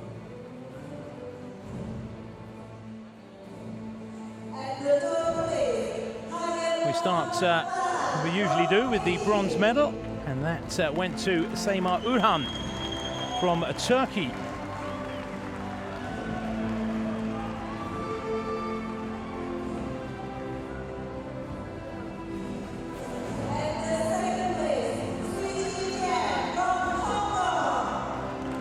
well, there was a tie for third place. And on the tiebreak, it was in fact Aga Mohamed Farahat who nabbed the bronze with 9:55. The silver going to Shui Jinshan, 9:56. And our winner from Brazil, Tanya Emi Sakanaka. Tightest of margins for that bronze medal. Seima Urhan losing out in the end on the tiebreak to the North African. 9:57, 9:56, 9:55. That's how tight the final was.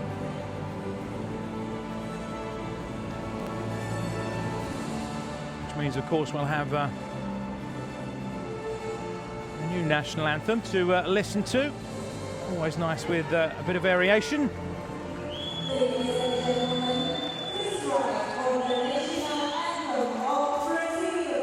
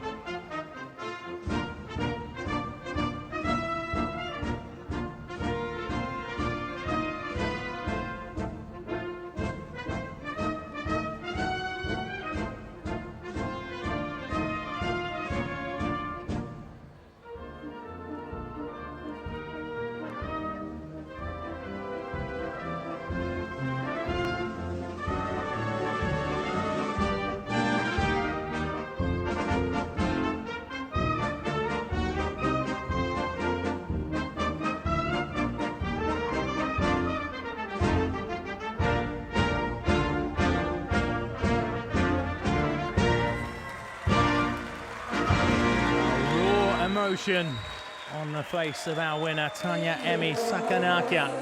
That's how much winning a gold medal at the World Championships means to her. And that's the way it should be as well.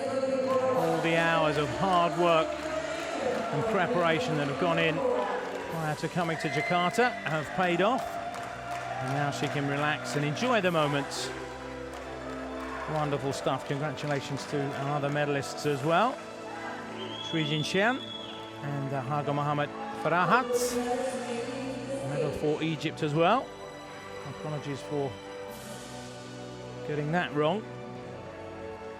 Commiserations though to Seima Urhan.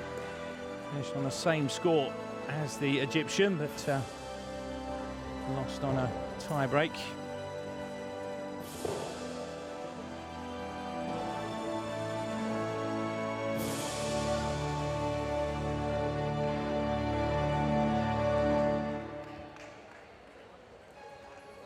Next up, I believe, will be the men's Dao Shu.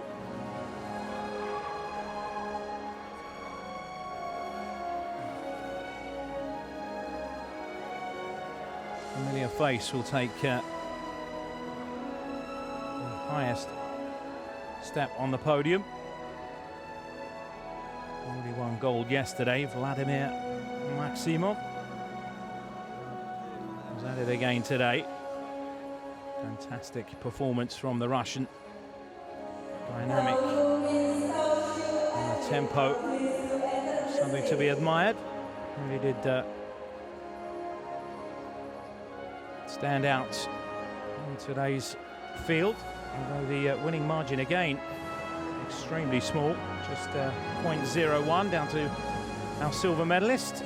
Rewarding for the towel with towel shoe will be presented by Mr. Antonio, the Executive Vice President of International Wushu Federation, accompanied by Mr.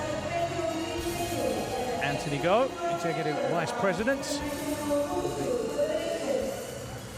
International Wushu Federation, places the bronze medal around the neck of Man Pian Nguyen. Another medal for him. Took bronze as well at the Southeast Asian Games this year. Quite a year for him. Silver medalist, Seong-jae Cho, repeating his performance from the last World Championships. Silver for him, 9.65. And our gold medalist, as I mentioned, Vladimir Maximov, 9.66, so a double for the Russian after taking gold yesterday.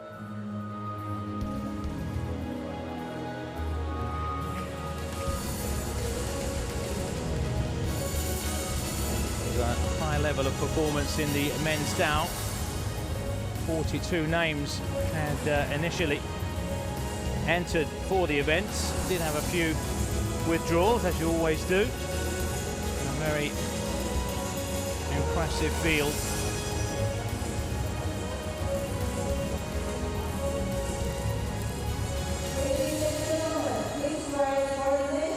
Time then for the national anthem of Russia.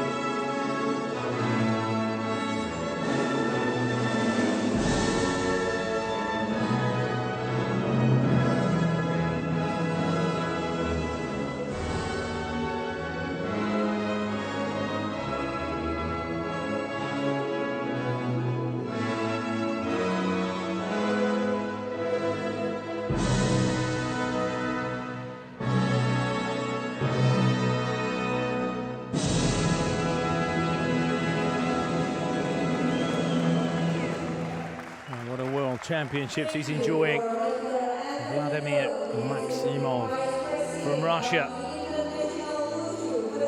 Golden memories from Jakarta in Indonesia.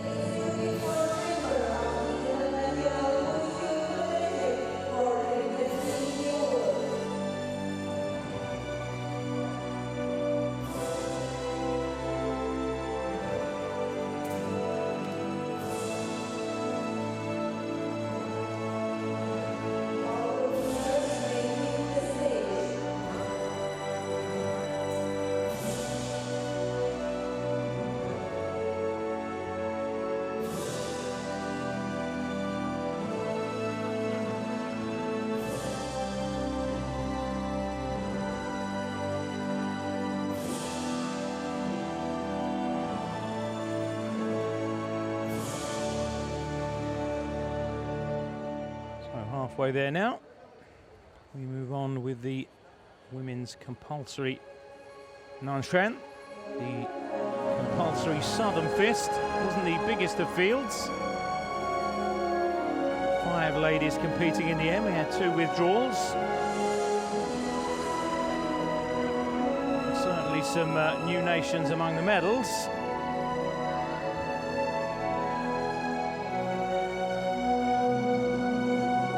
And it was one of the expected favourites that came out on top.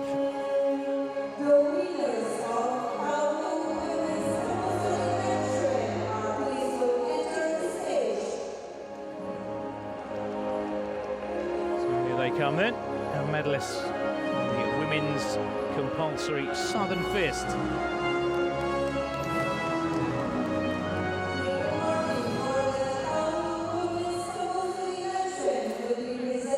Bronze medal on its way to Ukraine, thanks to Tatiana Kondratieva.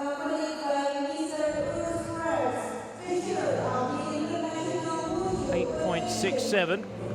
She looked disappointed with her performance.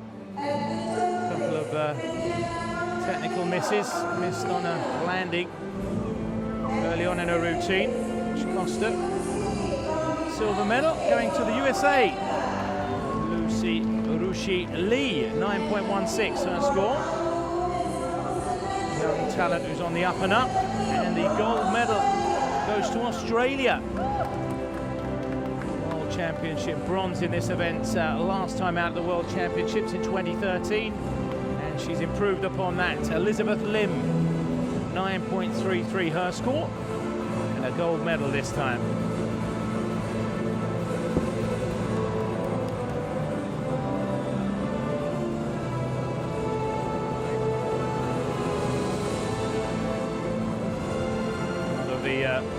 Stronger nations not competing in the compulsory events, saving themselves for the optional.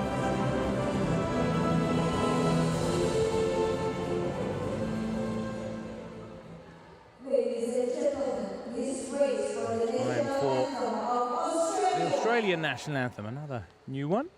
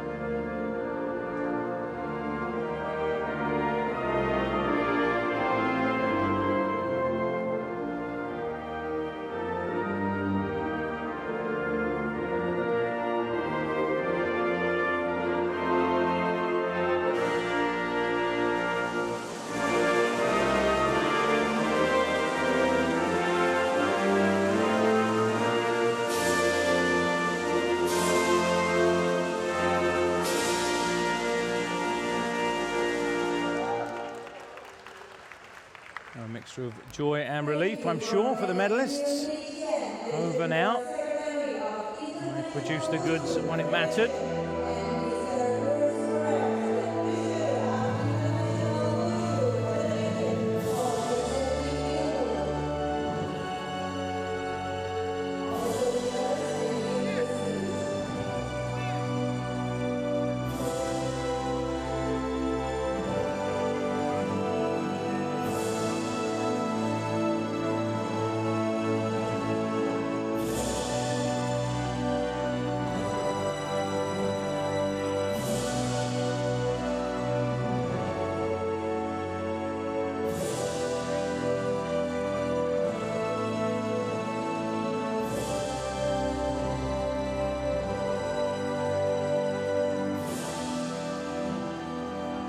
Takes us to our last medal ceremony from the morning session here on day 3. By my reckoning, that means the next up should be the men's Nandao. Another huge field, 40 men registered.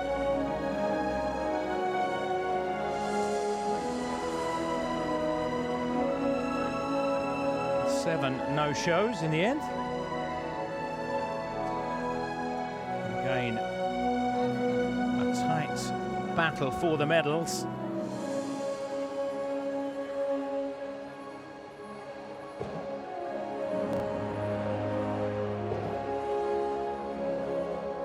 .02 separating gold from bronze.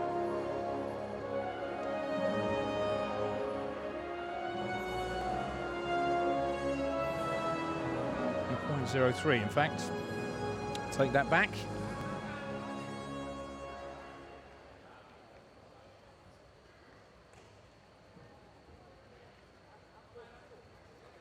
The winners of Towel and Sanda are pleased to enter the stage.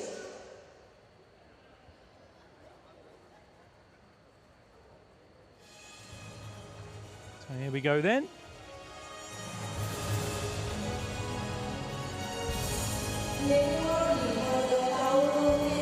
Bronze medalist from Chinese Taipei this time, Ho Weilai.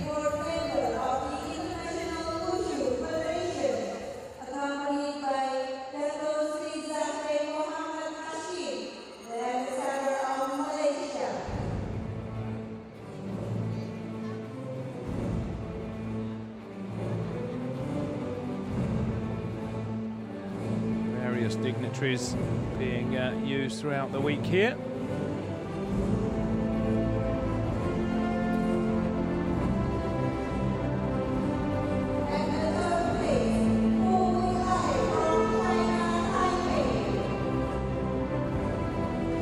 There he is, our bronze medalist.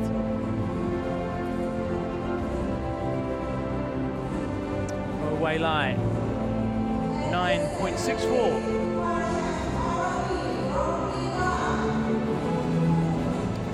Medal position, Rashad Arabi from Iran, 9.65. Consistent performer, the Iranian.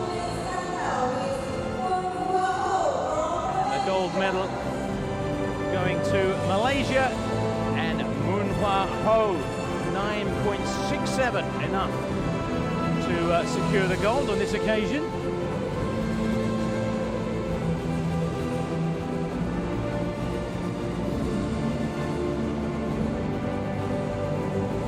Another competition brimming with quality. The men's Nandao, as you'd expect at this level.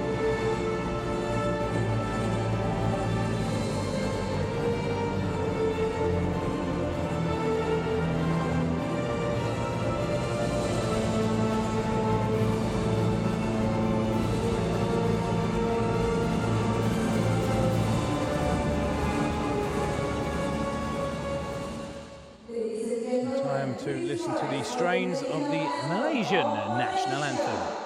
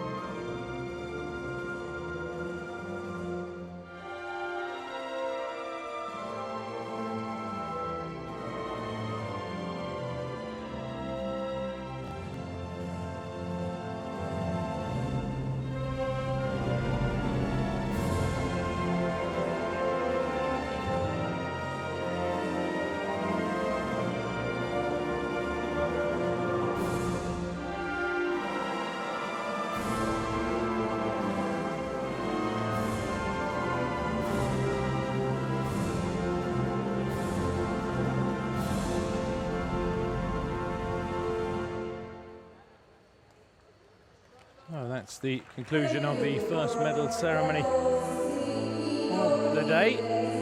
Last of the morning session. More medals up for grabs, though, of course, in our second session that gets underway at about 2:30 local time here in Jakarta, so don't miss that. The action coming thick and fast, and we will, of course, be going live with that at 2:30. Don't forget simultaneous feeds from all three mats, the Sanda, the Taoshu 1 and Taoshu 2, available on worldwushu.tv. But from Simon Wilcox, time to say goodbye for now. See you in the afternoon. Bye-bye.